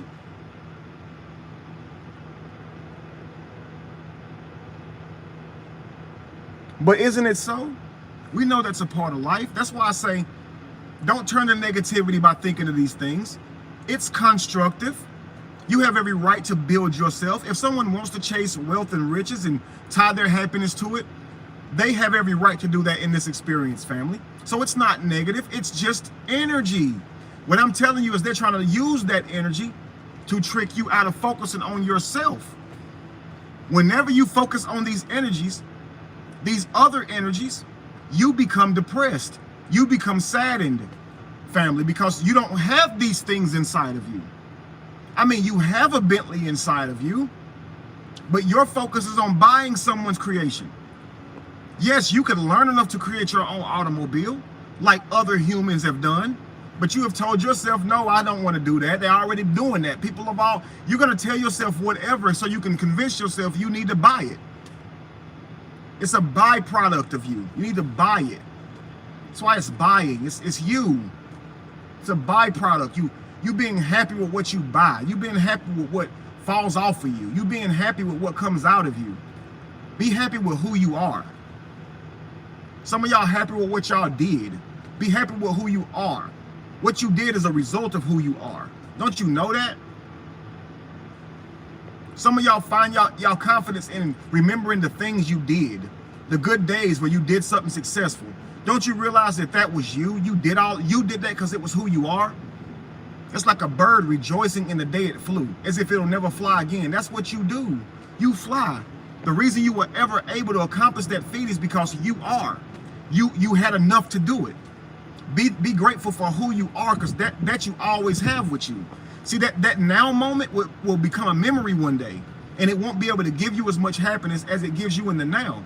And now you will be remembering it to try to create a fuel to give yourself inspiration, to find that inspiration again to send you. But if you only recognize that you are the I am, you wouldn't have to create memories to even tap into your motivation and your inspiration.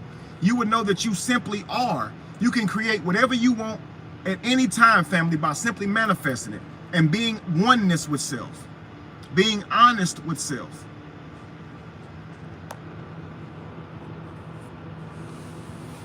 Look at there, the likes outweigh the views again. Views went up again. Let's whoever those 5 people that just came on were, 6 people, let's hit that like button. I see you. I see you. It's right. You're right. Prayer is action. It is. Change the word. P-R-E-Y. Pray.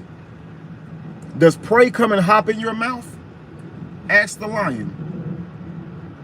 Ask the alligator. Don't ask the whale.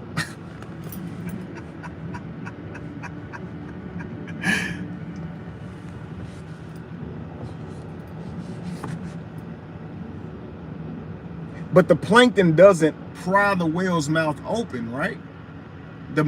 You have to open your mouth. Closed mouths don't get fed, says the whale. But every animal has to go hunt for their food. No animal is eager to be eaten. Pray. You got to chase it down. Pray on it. I'm gonna pray on it. Okay, you go. Okay, what? Oh, you gonna pray on it? What that mean? Oh, I'm gonna talk to the sky. Oh, okay.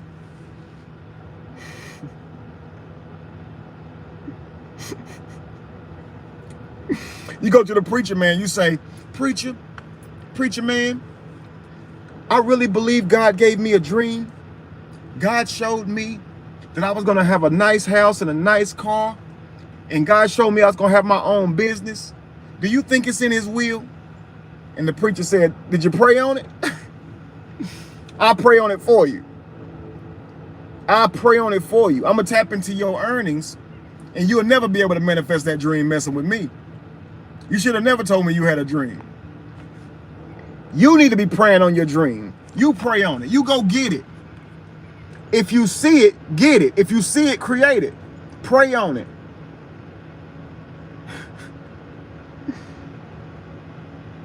And you can't do it worried about what people say when you get it.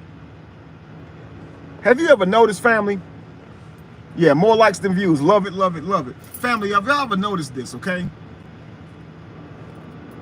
That when you work out really hard, or you work really hard to get something, nobody ever call you a show off while you're trying to get it. Have you ever noticed that? Right, Jazz G? Have you ever noticed that while you're working out, while you're in there sweating, getting sore, okay, blood, sweat, and tears, while you grinding, saving your money, staying in solitude, nobody ever calls you a show off, right?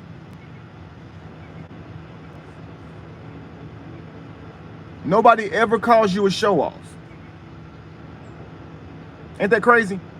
When you going to the gym, you working out, you tired, but you get up and go in there anyway, right? When you eating right, when you working your butt off, right? When you grinding, when you working all those extra hours, when you sitting here formulating your plan, your next move, your business idea, you're not a show off. But when you accomplish success, when you vibrate to you what you was trying to get, the muscle, the lost weight, the money, the business, the cars, the houses, that's when they call you a show off. Right. But I wasn't a show off when I was working my butt off. Ain't that funny? I was showing. See, ain't that funny? I was showing. I was showing myself, right? I was showing myself I had what it takes to get it. And then when I got it, you said I was showing off. See, it's a negative side to success, right? So that should tell you that people are projecting their own energy, right? Yeah, no lie, right? You showing off, right? Here's the kicker, family. You cannot be afraid of people being upset with your success. Somebody is going to not like it. If you're thinking you're going to live in a world where nobody projects negativity at your positivity, you're crazy. So stop letting that hold you back. If the lion was worried about the gazelle thinking it was mean, it would go hungry. If the lion was worried about the gazelle thinking that the lion was heartless, it would go hungry. If the lion was consumed with whether or not the gazelle thought he was greedy, it would never accomplish its feat, right? See, when you pray on something, when you truly pray on something, you know and you completely understand the sacrifice that I'm talking about. If you ever went hunting, family, you know that everything that has life is subject to something else. Everything. Everything. God makes the ant. The ant says, thank you, God, for life. Then God makes the anteater. And the ant says, what?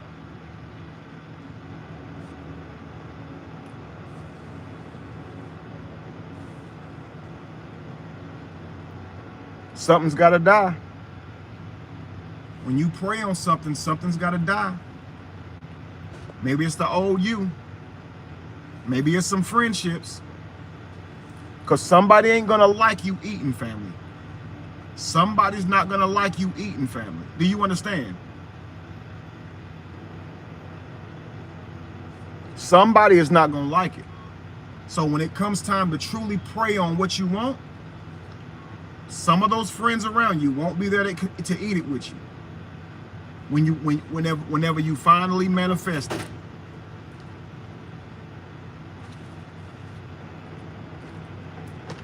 Moon said, what would our predators be? I will tell you what, Moon. Based on our reality,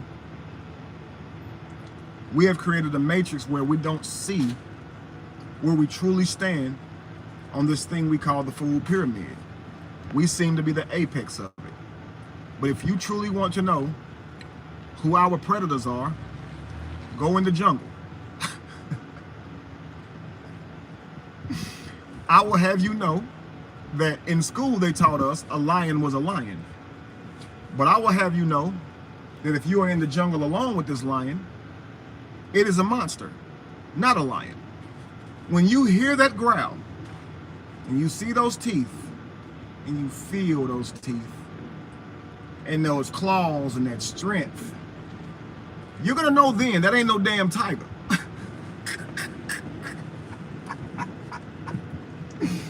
See, these are the words they told you to feel comfortable with your little fake reality, you understand? Oh, that's a tiger, Tony the Tiger. They're great. Right. Go out there. Go out there with the tiger, fam, and you're gonna find that that is a monster, okay? You'd much rather be with Jason Voorhees, you understand? You'd much rather be alone in the dark jungle with the predator. Do you understand? Because if you was out there with one of those monsters, you would not call it a lion or a tiger or a bear. Oh my. Oh, it's death. See, they told you death was a man with a scythe. They told you death was a man with a hoodie on, a skull. No, it's not death. No, I'm gonna tell you who death is.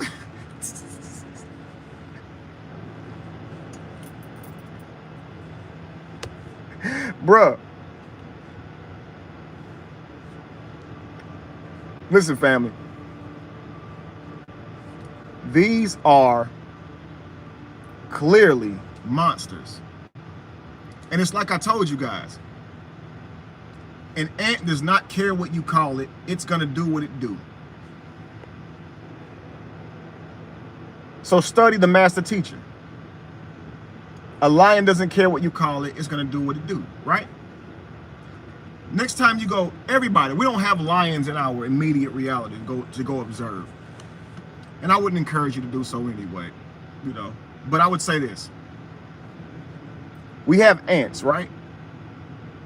Today, here's our homework for today. I want you to go to school inside of your heart, inside of your mind's eye. Walk outside today and manifest an anthill. Focus on an anthill. Walk outside today and find you one, okay? Find you an anthill. And I want you to observe it, okay? I'm going to ask you to do something that I'm sure you've done before. And it may bother you to do it because I know I'm talking to a bunch of beautiful souls. I'm going to be clear. Don't kill the ants, okay? Don't do that. But here's what I want you to do. I want you to disturb its home. Gently flatten, not flatten, but knock over its mound. I want you to disturb it some without killing the ants, if you will, okay?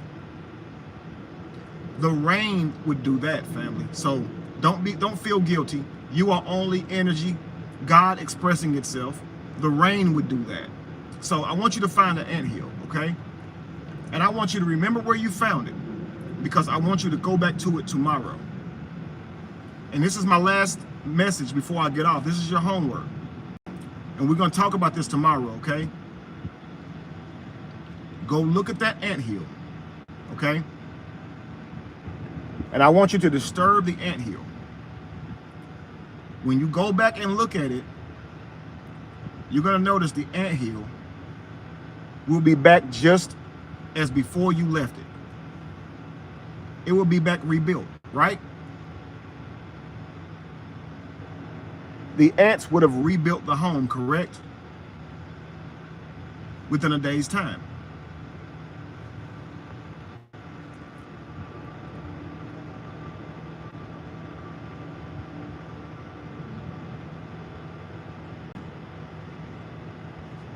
Underground, family. They out, you'll see them. Well, I'll tell you what. If you can't find an ant outside, depending on where some of you guys live, look it up on YouTube and just watch them, okay? What I want you to see is what they do, and many of you already know, so just search your mind's eye right now. Many of you already know, okay? I wasn't a dumb question. You probably just wasn't thinking. It's cool. All right, so think about this, family. If an ant mound is knocked down, when does the ant begin to rebuild it? Answer that question for me before I let you go.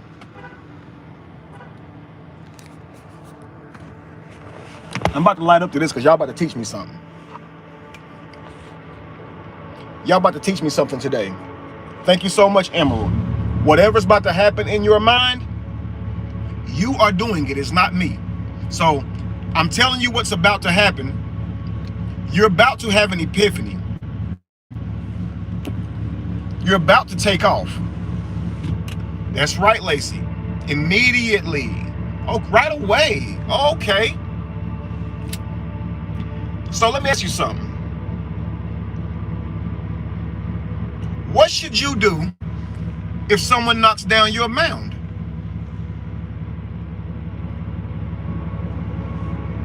And when should you do it?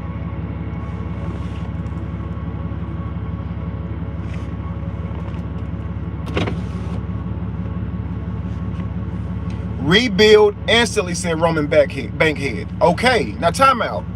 So you mean I shouldn't waste time worrying about who knocked it down? I shouldn't waste time worrying about how I'm going to rebuild it? I shouldn't waste time trying to get revenge on who knocked it down? Is that what you're telling me? I should just immediately start rebuilding? Is that what you're telling me? Thank you so much. I'm going to say it, Kusaria, Enlightened. Thank you so much. So I shouldn't waste time trying to get revenge on, complain about the person who knocked the mound down.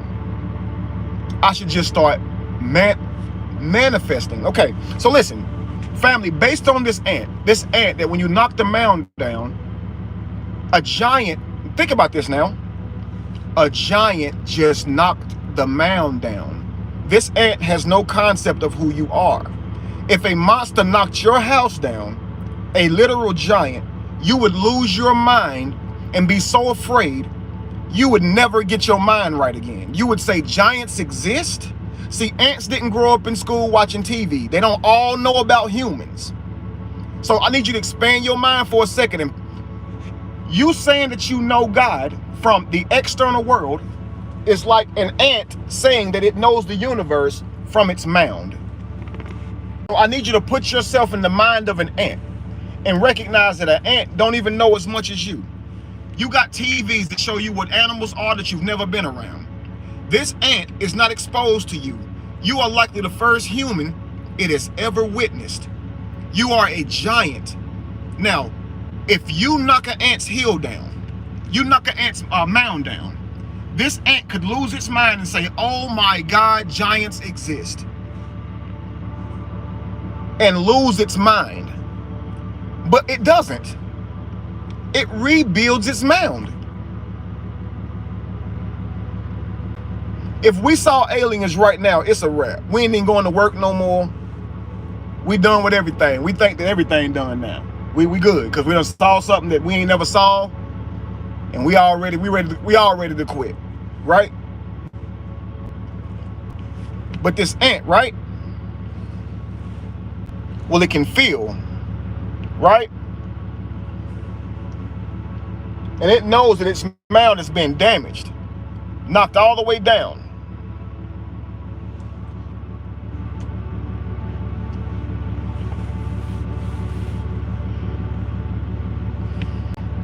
So what are we going to call the ant? Thank you so much, Lee. We're not going to call it an ant anymore. What did the master teachers just teach us today? What are we to call the ant? I would call it a builder, a manifester, a master builder.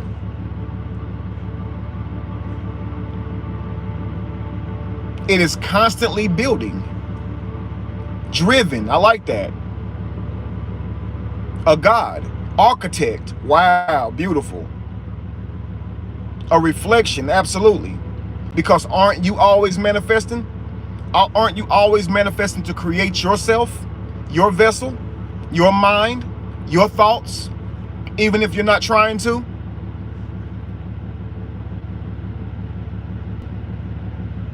Unwavering, committed.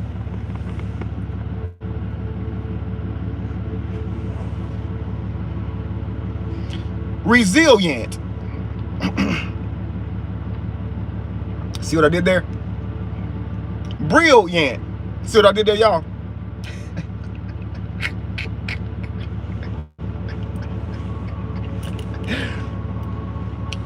Resilient. Right? They are so resilient. Faithful to their purpose. I don't know if you ever seen this, man, but if you ever seen the ants breed, okay, the queen, they do things you wouldn't imagine, but they are always having breakthroughs. The flying ant does not come from a mound of flying ants. Did you know that? A flying ant comes from a mound of ants. How do they get the wings? They manifest them. They breed until they get them. They have a slaughter to find the true queen. And that one queen is to carry all of the eggs. And they're doing all of this in hopes of furthering their genetics.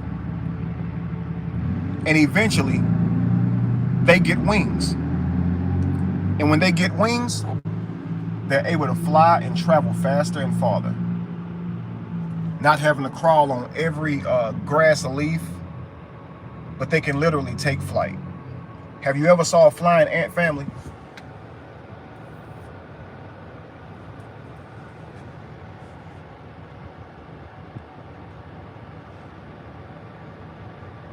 Have you ever saw a flying ant? Have you ever noticed that they're not with a bunch of flying ants? a mutation, and yet they are able to manifest it, right?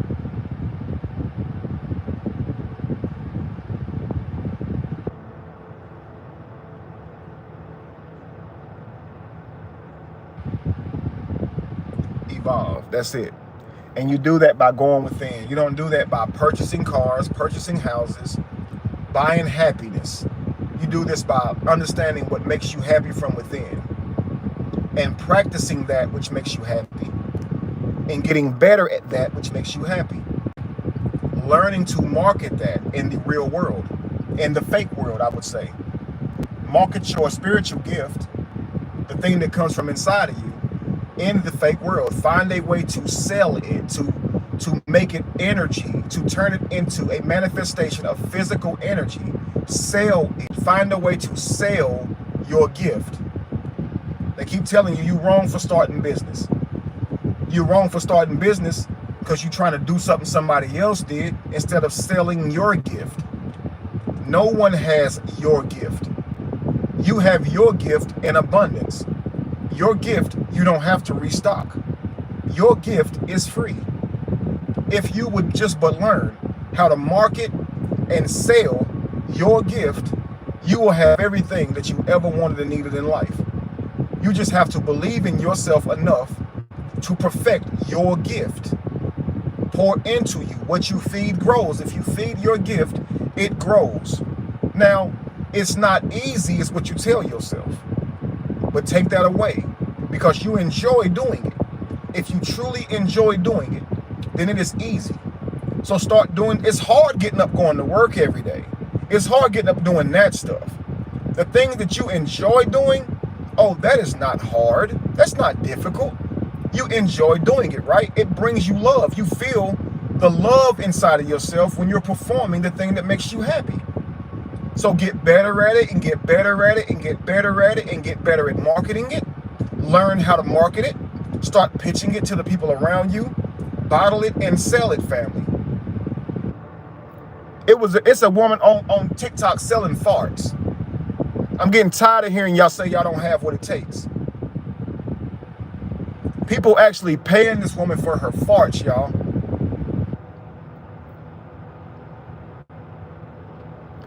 Do not tell me you do not have what it takes. If you believe strongly enough in something, in this reality, you can sell it.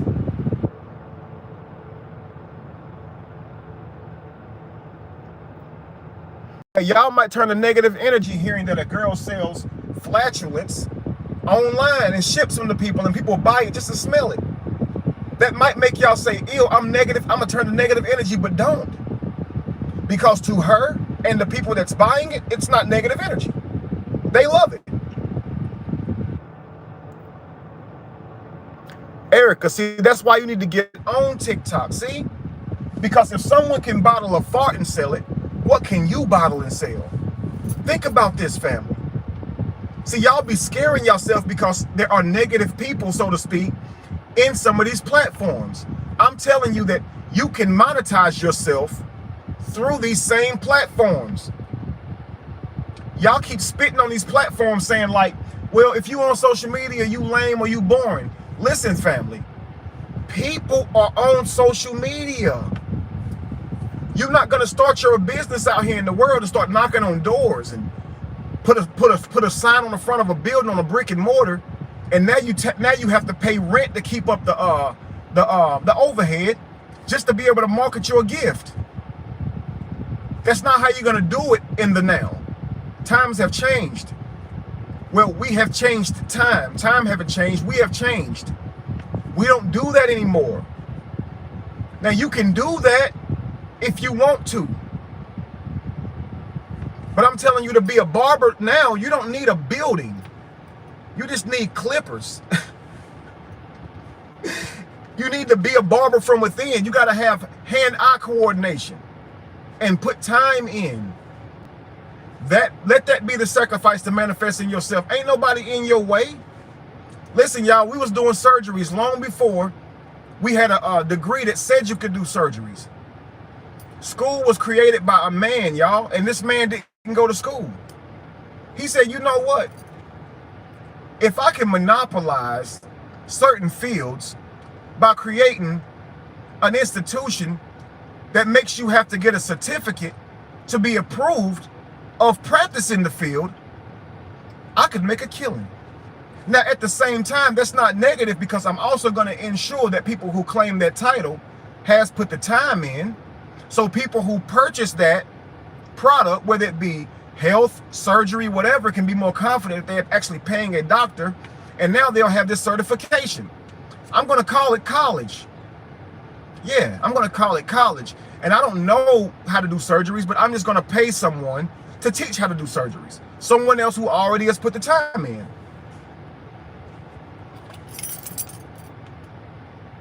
Clippers and the TikTok. Listen, Nick, think about this. You want to be a barber, right?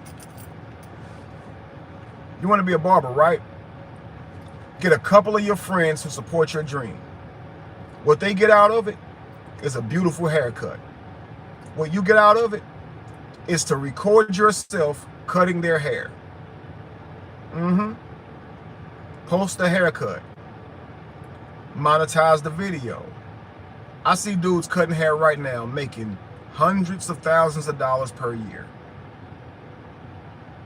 You understand? I see people fixing their cars, going under their hood, filming themselves fix a car, and posting it online and getting paid off of it, family. We are in a virtual world. I seen a father and son carving. They would just walk outside and find pieces of wood that people didn't want anymore, just old pieces of wood. And then they would take them into their shop, and he and his son would just make beautiful sculptures out of it. And YouTube, put them on YouTube, and they get millions of dollars. They have an amazing relationship. He teaches his son to literally carve, to literally manifest from within. His son is challenging his ancestors' DNA at an early age to be able to manifest the ability. You should see that little boy carve. Farming, anything, guys. You should see that little boy carve, man. He says the image is already in the wood, and he just got to remove what's around it. The little boy is amazing. I'm gonna share him with y'all next time. Okay? I'm gonna post a video about him and his father. I want you to see it. Amazing. They're not going anywhere to chase money. They're sitting inside of their garage, carving wood, creating images out of it, getting millions of views on their creations, and then selling the carving. Nobody can tell them they can't be whatever they want to be. And you should let nobody tell you. You are God and you are the devil. It's who you're going to serve. So if you're going to live your life seeking to feed yourself happiness and joy through things outside of you, you are more than welcome to do that in this time and space. You have the right to, family. But I'm going to tell you that you will always be constantly trying to find the happiness inside of you through these conduits. Because once you buy these things, after you've had it for a while, the dopamine releases begin to be less and less, and then all of a sudden it don't do it for you anymore, and you're gonna pay more and more money. Have you noticed that the more money you spend for something, the better you feel? They're making you happy about spending your money because they're telling you what you're buying is valuable, but it's only valuable because you placed your mind on it. They told you it was valuable. You agreed. That makes it valuable. Perceived. They told you it was valuable. You believed. And that makes it valuable. Perceived. But my beautiful friends, you've been deceived. Because they are cutting into you. That's why you bleed. And that's why you will never have what you need. But that's why you will always have what you need. If you would change your thinking, then you would see.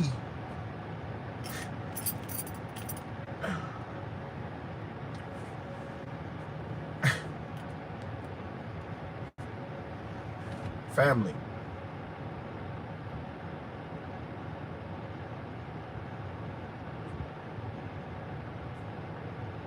The thing you're looking at, the happiness that you're feeling from looking at it, it's not that thing.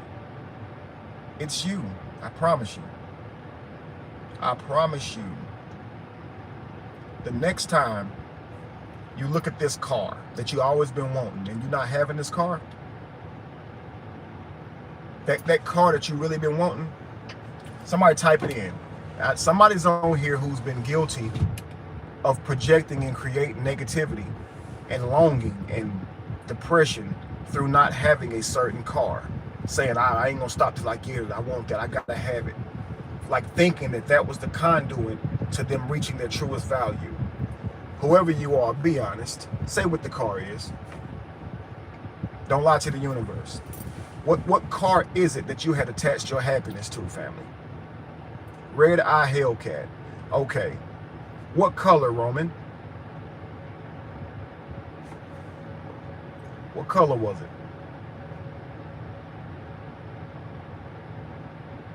Thank you, Nathaniel. Thank you, Miss Enlightened 7. Bentley. What color was it? Charger. Gray. Roman. I'm going to show you something. I want you to pull up that same car next time you get a loan. Look at it in gray. Now, of course, you're going to get a dopamine release, right? Now, look at it in your least favorite color. And I want you to notice that the dopamine release goes down. It's not the car, it's you. And see, what happens is, if you put your mind's eye on the car, as long as you don't have it, you'll long for it, you'll want it. And so that's the state of wanting. What you need to know is that you weren't born wanting that Hellcat. That someone else created that. So that's not you. Who you are is your own manifestation, your best self. The thing you're good at, the thing you do. It's an idea that you haven't opened up, that you haven't begun to try. It's something that you put down a long time ago that if you pick back up, you could sell it. You could monetize it. Now here's what's going to happen. Do that. Focus on that thing. And I promise you, you will vibrate that Red Eye Hellcat to you. You will vibrate that Bentley to you. You will vibrate that BMW Blue to you. That Porsche will be yours. And when you get the Porsche, you'll realize the Porsche was only icing. It was never what. The reason you saw that Porsche is because you was going to buy one day. That's all. You were just going to be at the shop one day looking for a car, and you were just going to buy one. When you bought it in your mind's eye, in what you call the future, when you bought it, you actually was going to get red or black. Okay? Like black probably your favorite color. It probably ain't even gray. But in your mind's eye, you saw gray because that's the color you ended up getting, right? They didn't have black, so they told you you wanted it that day. You was anxious, so you drove off in the gray one. So now you looked into the future. You saw this gray Hellcat, right? And you said, "Oh, I want that gray I won't stop until I get it." But really, it wasn't the gray Hellcat that you saw because you didn't want it till you saw it. So that was a manifestation that you're going to have once you manifest yourself. And your future self is trying to put a carrot in front of you and say, remember this Hellcat that you bought? Remember this? Be who you're supposed to be and you'll get this. And so you chasing the carrot. See, think about this. As you chase the carrot, it's you who gets stronger. As you chase the carrot, it is your journey that gets shorter. As you chase the carrot, you're getting the person that has you chasing the carrot closer to their destination. So change your carrot. Manifest you. Know that it's you that you're building all along. The moment you would have got that Hellcat, you would have had to manifest anyway. I'm just saving you some time. You already know that to be able to get that Hellcat, you was going to have to manifest money. You already knew that. I'm just telling you that having the Hellcat in front of the manifestation, which is you, is what's got you locked up. So let the Hellcat go. Focus on the you. Manifest the thing that you know that idea is attached to, and you're going to have a bunch of Hellcats, man. It's going to be nothing. And listen, get me one when you get yours. Okay? I ain't never even wanted one. But you just get me one when you get you yours. Matter of fact, I don't want a Hellcat. I'll tell you what I once wanted. I wanted a Porsche. I think it's a Cayenne or Cayenne. I wanted a Porsche Cayenne. That ain't even as expensive as a Hellcat. So whenever you manifest your Hellcat, I want you to get me a Porsche. And what I'm gonna do is I'm gonna hold off on buying it for myself. I'm gonna wait on you. I'm gonna take it out of my mind's eye completely. I'm gonna now let you do that, okay? That's how much I believe in you. Y'all, now, keep in mind, every one of y'all that typed in a car, y'all got a dream. There's something inside of y'all. And I'm telling y'all, that car you typed in is attached to you manifesting.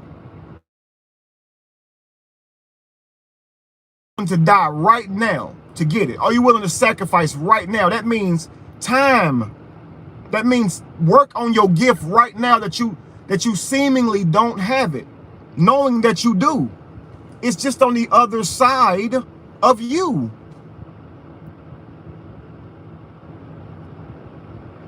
I know you will, Roman. I know you will. I appreciate that. I know you will.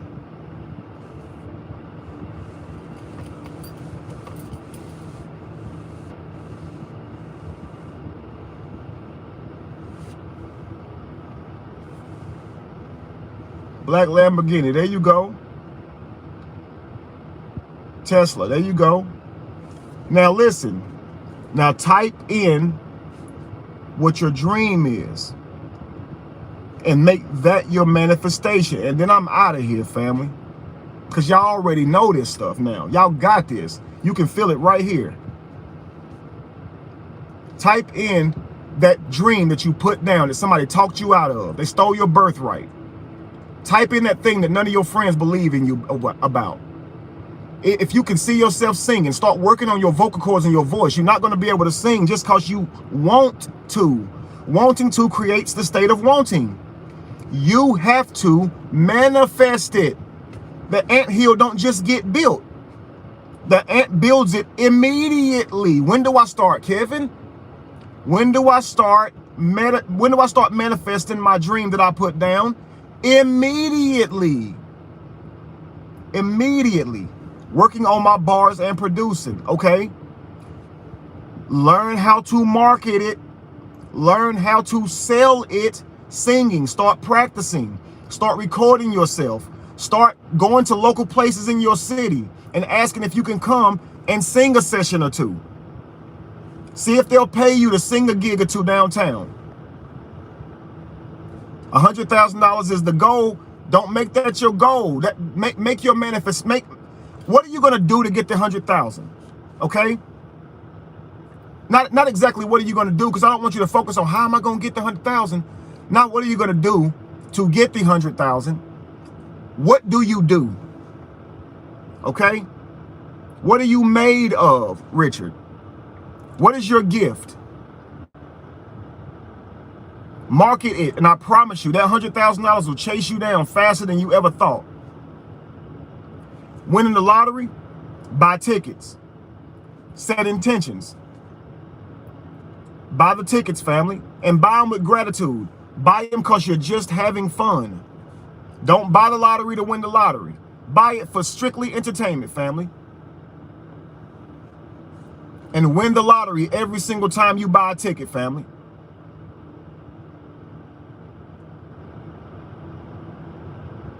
Stay positive. That lottery thing can be damaging.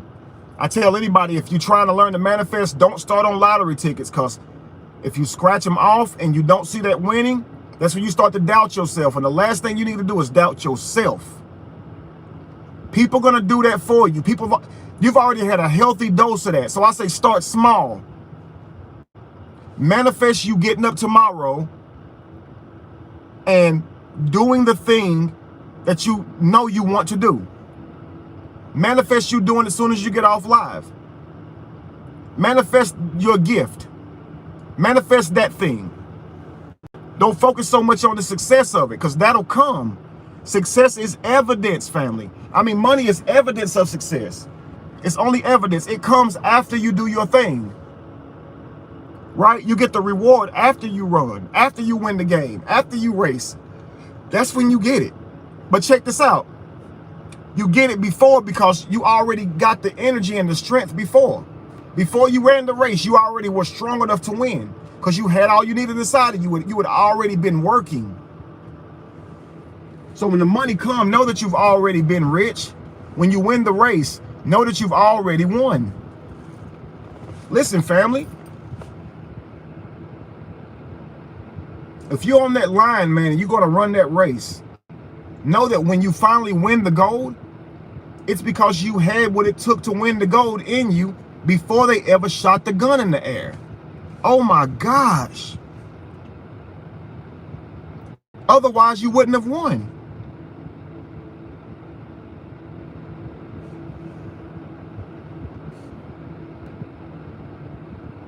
Yo.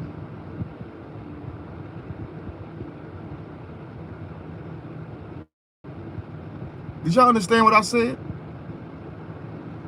When you win the race, know that you had everything that you needed to win the race before the race even started.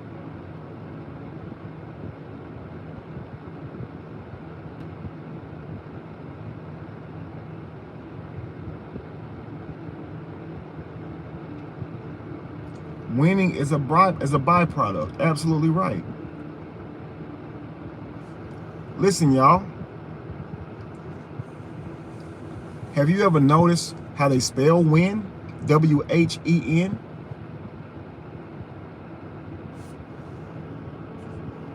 Why is it spelled like win? Think about this, family. How can we weave this word into a spell that works for us? Win.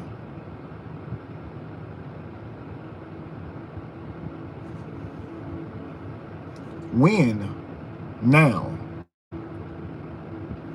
Win now. W-I-N now. When are you going to manifest your best self? Now. Win now. When do you have what it takes to win? Now.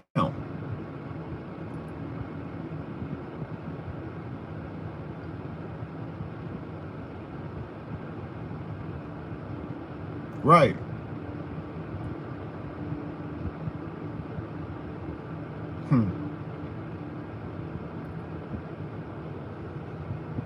It's crazy.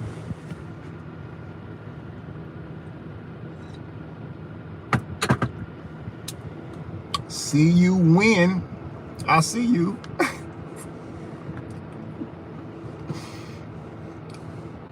See you when I see you.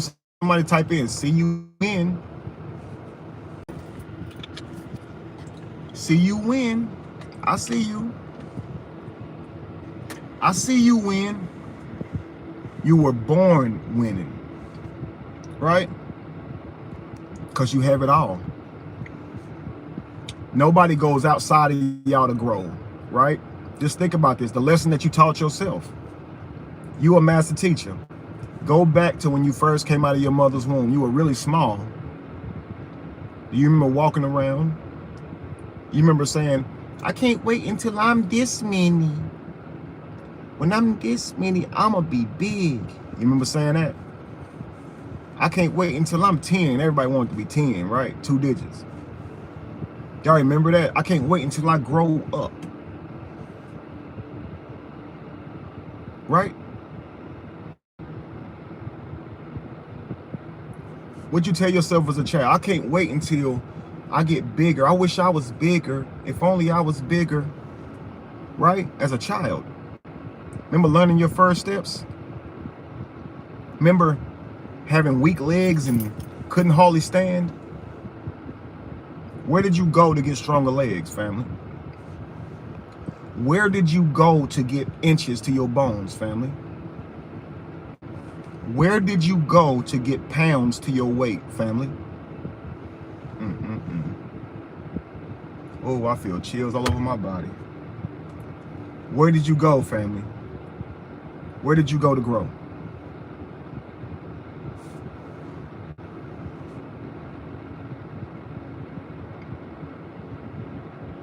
You mean you went inside? You mean you didn't go nowhere to become an adult? You mean you didn't go anywhere to become a big boy? Right? When you were saying, I can't wait, I want to be a big boy, I want to be confident, I want to be tough. Where did you go? Where did you go get it, family? Men, when you were young and you had to find your man confidence in yourself, where did you go to get that? Where'd you go buy that at? Where'd you get it from? Right? Ladies, when it's hard for you to believe in yourself and see your inner beauty, to see your glow, believe in yourself, as far as seeing your aesthetic beauty, when you down in yourself, where do you go? Where do you go get that from? Where do you go get your self-confidence? Where do you get that stuff? So what you find is, although I've went nowhere to get bones, my bones have grown, right? Although I've went nowhere to get taller, all this stuff seemed to happen from within. Like, did I really have to focus on it? Like, think about this, family. Or did I just have to worry about being? I mean, I was focused on something else, right? Like, So I'm going to manifest regardless, right? So if I'm sitting here worried about when I'm going to get taller or when I'm going to get bigger, what would likely happen is I could create negative side effects, create stress, and adversely affect my hormones and cause myself to not get taller. Did you know that were true? Did you know that even death is at the end, is on the other side of stress? A mental disorder. Sickness is on the other side of stress. A mental disorder. A mental disease.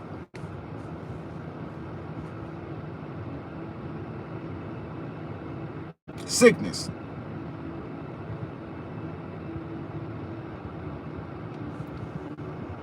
You can be a strong man. You can get depressed and you can't find your strength. You can't find your motivation. You can't find your encouragement. None of that. And you start to learn that, like, these things are not outside of you, family. They're inside of you. So you can either give yourself life or you can give yourself death. It's wild, but it's true. The heaven or hell you create, or the heaven or hell that you live in, is created by you.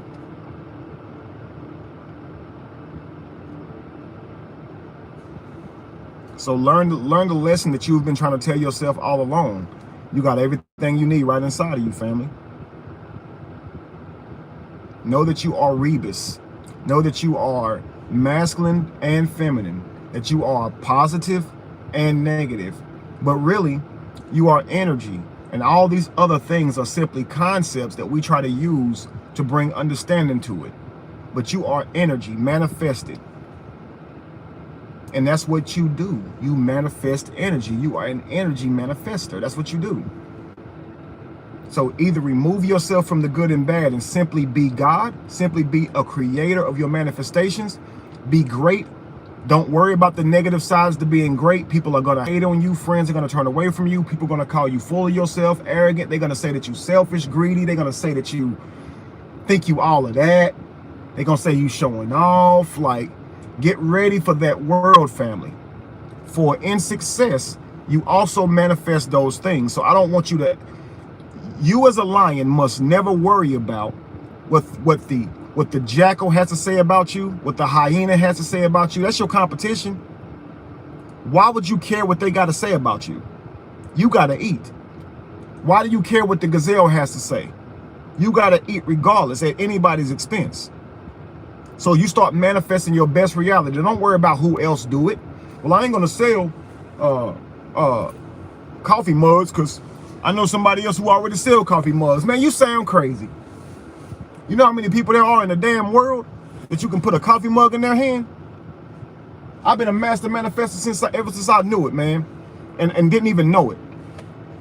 I was at a young age, man. You could ask Jamie on here. I was selling my music. I was selling my CDs as a young man, paying bills by doing it. I'd get out. I would, I'd go to the studio, You know, I had my own studio in my own house. I was making my music off of acid and Fruity Loops. And I would make my albums, 10, 15, 20 song CDs. I go get me a cover made, go buy me some blank CDs, burn them all off, get my covers made, sit there and manifesting it, okay? Cut it out. I'm the rapper, but I'm cutting out all of my covers. I'm placing them inside the Jamie Helping, you know, and I put my stuff in my backpack and I go to the mall. And I'd sell them for $10 a pop. And if I couldn't sell them for 10, I'll sell them for 7. If I couldn't sell them for 7, 5. And if I couldn't sell them for that, 3. I didn't have but a couple change in each CD. Now, don't get me wrong. Each CD had hours worth of work that I put in at the studio, but I was willing to sacrifice it for the financial profit, because I looked at it like each CD, each cover cost me about 50 something cents if you look at it like that. So I'd be like, if I'm selling it for $3, I'm making at least 600% of my money, right? And so I would say I'll sell it for at least $3, but what I'll do is I'll take the CD out, or just sell them the CD and just tell them I'll give you $3. I want to keep the cover. And sometimes they say, oh man, let me have a cover, and I'll go ahead and give them the cover anyway. But basically, I just go to a different mall every day, and I'll be out there selling my CDs. Guess what made me stop? People saying I was a loser for doing it. Get a job. Why you always walking up to people trying to sell them a CD? Now, the people I was trying to sell to wasn't saying that, but the people in my neighborhood was. I could hear them, like, always talking junk. Get a job. He ain't had no real job. I was making good money. Put all that down for $8 to $10 an hour. And I mean, dang, I was selling more than 10 CDs a day for $10. You know what I mean? And so I put all that down for a guaranteed $10 an hour. $500 a week, guaranteed. I was making that sometimes in a day, 2 days. As a young man, they're telling me to get a real job. I gave up on myself. And when I did that, I stopped rapping, because I went to work. I worked hard, just as hard as I was selling CDs, kept getting promoted. For, you know what, I was a store manager by the age of 22. I was running a multi-million-dollar company, actually a multi-billion-dollar company. I was running that, and by this time, I'm working 60, 70 hours a week, and I didn't make my music anymore. I stopped. Thank you so much, Dev. Said, thanks for this, Kevin. I needed to hear this. I'm getting out of wanting and going forward into manifesting who I am. Actions speak louder than words. Absolutely. But I didn't make music anymore. I stopped, and I was a general manager. Why are you late? Right? How much you sell today, boss? We sold $100,000 worth. Ain't you proud of me? Oh, I got another award. Thank you, Kevin. You're going to another sales meeting for selling over $1 million this year. Kevin, you sold the most in the whole store this month. Yeah. That became my dopamine hits. Learn the products, Kevin. Learn their products so you can sell them to other people. Market for other people. The people I was selling products to had no clue of the abilities I had in me. And I gave years of myself to that place. Years of myself to many companies. And was happy to do it.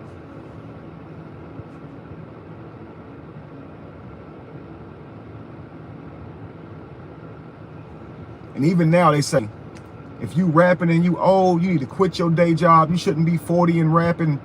Have you ever noticed that's the only craft, like genuine, like soul craft that people say that about? They don't say that about poets, singers, artists, dancers. Anything that you do with time, you're getting better at it. If you're a poet, you get better at poetry. If you're an artist, you're getting better, pending your body is healthy. If you're a thinker, you get better. Your critiques get better, pending you're healthy in your body. So why would they say, if you're a rapper, you need to put it up because you're 40? Ain't that crazy? See, back in the day, like, rapping was something that you used to elevate people's consciousness. And so that's a spell now that they created, because rapping is something they use now to tap into our lower beings, because What it's mostly about is going and getting things outside of you to glorify self, to make self feel good. Money, cars, women, clothes, killing, murder, stealing, drugs. So of course they want younger people to cater to that vibration. So they're gonna, when you're older in your right mind, you're past that stuff. That's not the stuff you talk about. So they want to discourage you they want to discourage anyone younger from listening to older people rap by telling you they should have retired at 40. Thank you so much, Erica. Thank you so much. 333. Thank you. You should have retired at 40. 40? I just got started. It's because they want you to be young and rap about foolish things. Things that don't lead to anywhere but depression and loneliness and sadness and heartache. They don't want you thinking about legacy and purpose and manifesting the best for your ancestry and your ascendants. See, that Bentley ain't gonna do that, but you going inside of you and manifesting your gift. Did you know if you have a baby, that baby will more than likely have the gift that you're sharpening now? You will pass it on like a baton. That's every reason why you should sharpen your gifts before you have a child.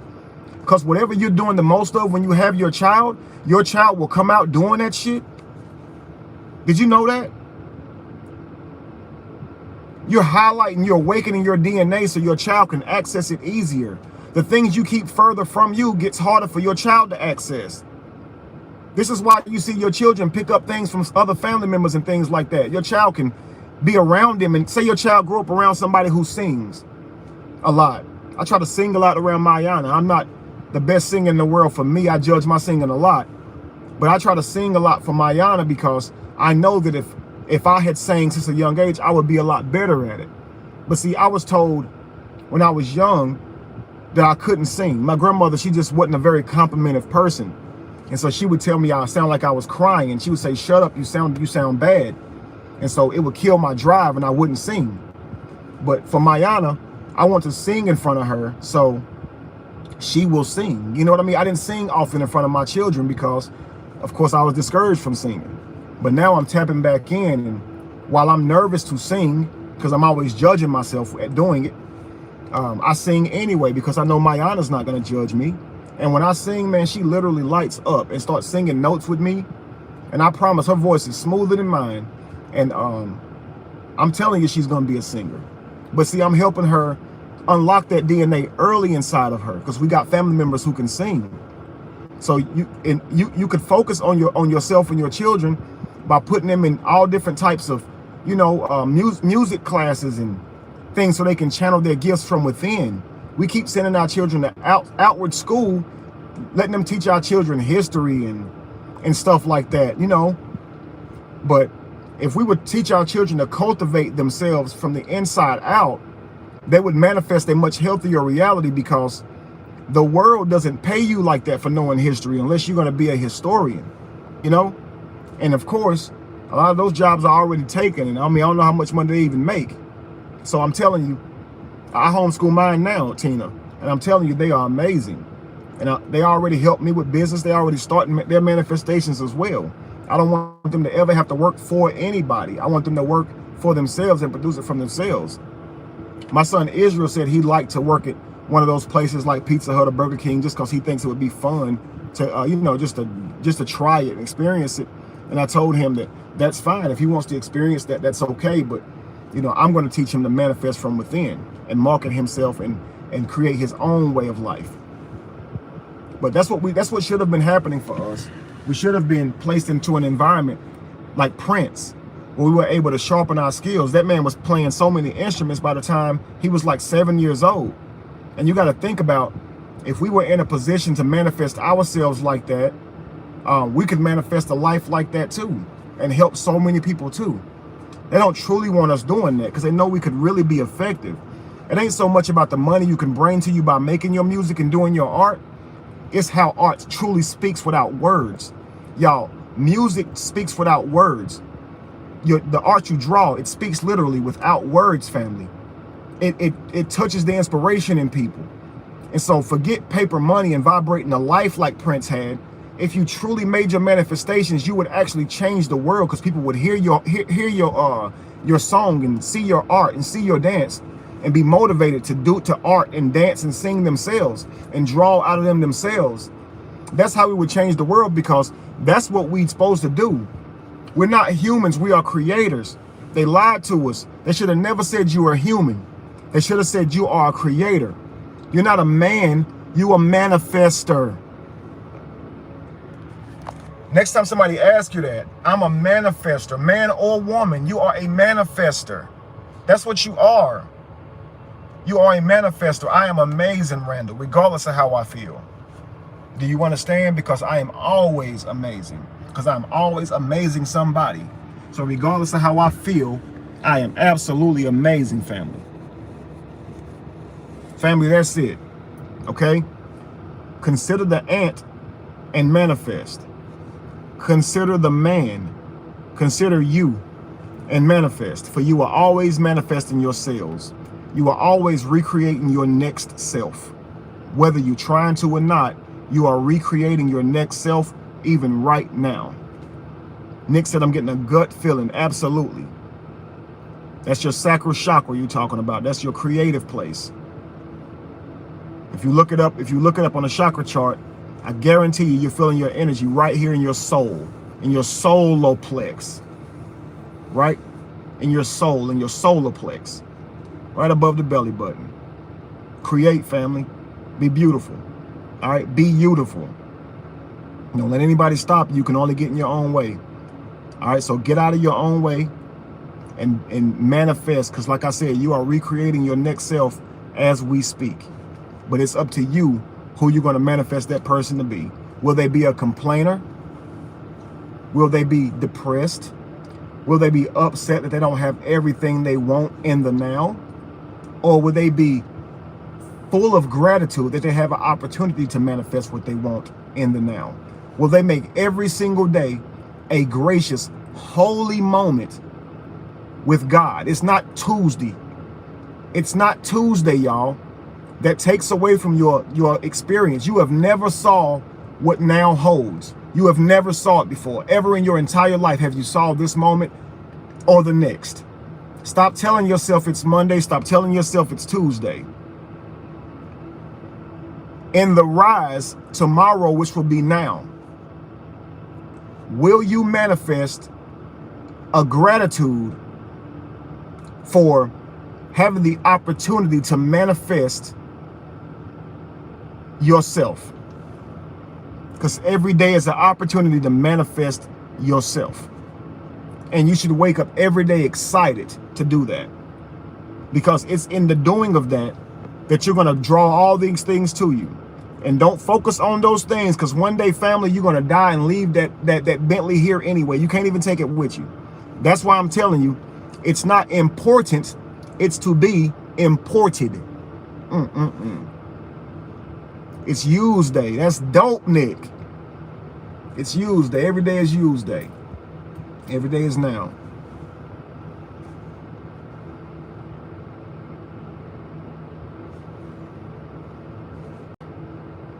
It's not important, meaning already in the mind.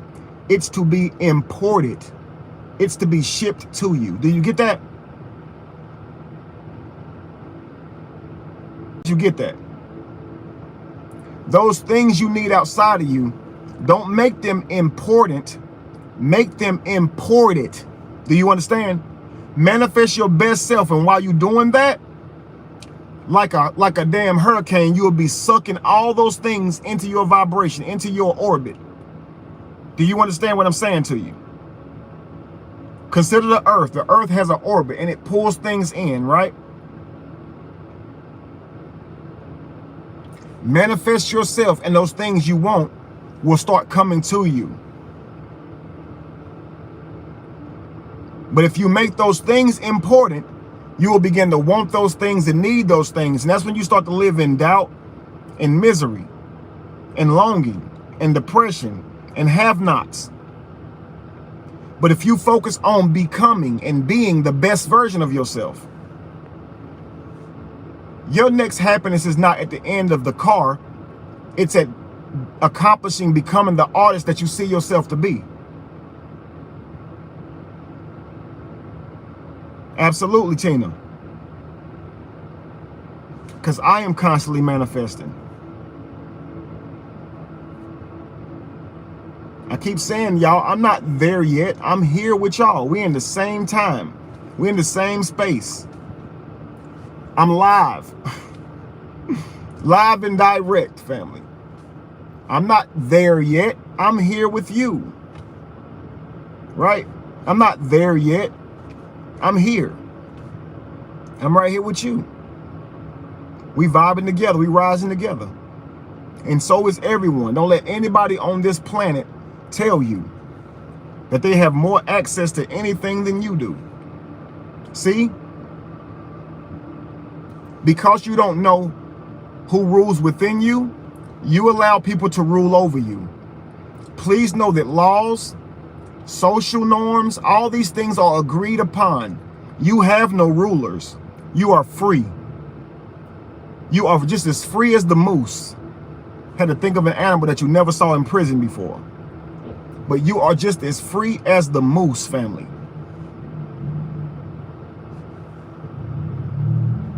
You can go wherever you want and do what you want to do. Build what you want to build. Create what you want to create. Don't let anybody tell you different. You can believe that they own you if you want to.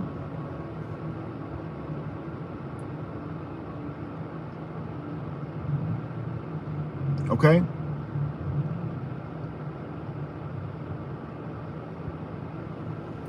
All right, family. Be evolution. Be the change that you want to see. No candle loses its flame from lighting another. And if you were to ever find yourself in the middle of chaos, it is in that chaos that you have found yourself. Thank you guys so much for the super chats. Thank you guys for your contributions. Thank all of you guys for your words. I wish somebody would be recording these with the chats available and like maybe post them to your YouTube or something. I might have to create a separate YouTube with the lives with them screen recorded like this, because you know, after the fact you can't see all these comments and a lot of this gets lost, man. If people could see some of the things that come out of y'all while we in this vibe, it would be life-changing for many people. So the next time we're on here, y'all, I want all of y'all to just, you know, do me a favor and just start screenshotting and create your own YouTubes and stuff and load them up, because this way you get the comments that you guys are putting in, we can always have access to them. You understand? Because, you know, when you go back and watch it, you're just watching it. You don't get to see this. And so many things that we can see in our mind's eye that we're contributing to the live, things that I might not even see y'all say because I'm so focused in the zone. I might not look at the screen. I can go back and look at them and then see your thought. But we're climbing, we're building the Tower of Babel. We talking and we grabbing onto different ideas, and we're climbing our way to heighten our vibration.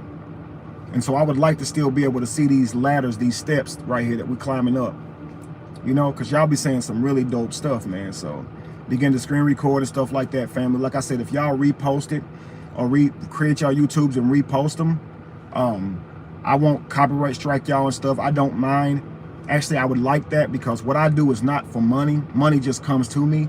What I do is to awaken the world, enlighten the world. So my dream would be to see, you know, my content everywhere. You know what I mean? Like in this form, so people can see what everybody's contributing to it in the moment. Because what will happen is somebody will go back and look at it, and they don't have the mind's eye that we do, and they'll just be trolling in the comments because they don't understand. But if they could have a lot of the things you guys are contributing also, that could be a whole lot more for them to work with. You know what I mean? So where I can't wake somebody else up, maybe one of your ideas or something that you typed in can.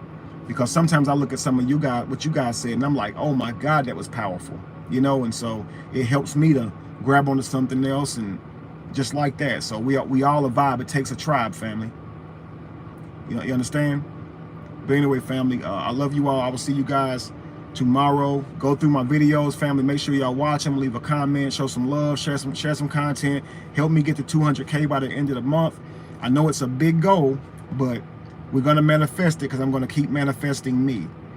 I'm not focused on the 200K, but I do make it known as I am not a liar to the universe. Okay, but I'm focused on me. I said to myself, I'm going to go live every single day and pour into y'all, and I'm going to see the rest on the other end. That's all that matters, because I wanted to do this anyway. I wanted to be more interactive.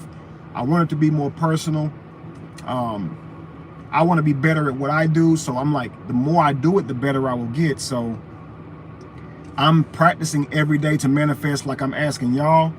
And so every time you see this screen light up and you see me on live, know that I'm doing the exact thing that I ask y'all to do. And this is what manifesting looks like for me. It looks like me pouring into y'all. You understand? But in doing so, I'm really pouring into me, because I benefit from hearing my message as well. And I benefit from seeing you guys be inspired, and I benefit from seeing what you guys have to say back. So it's truly the rebus. It's truly yin and yang. It's like I get on here to help people and heal people, but instead I'm helped and healed. You see what I'm saying? It's really so powerful, man. Like, this fuels me. The very thing that takes most of my energy fuels me. It's amazing how the rebus works that way. You know, how we are all the rebus, and it's just beautiful that life is always blowing up and collapsing in on itself and then repeating. It's just a cycle. It's forever blowing up and collapsing. It's breathing. The universe is breathing. It's just blowing up and collapsing over and over again. It's and each thing is not dependent on the next, but it's all happening at the same time. It's so beautiful, family. I love you all. Okay? See you guys tomorrow. Peace.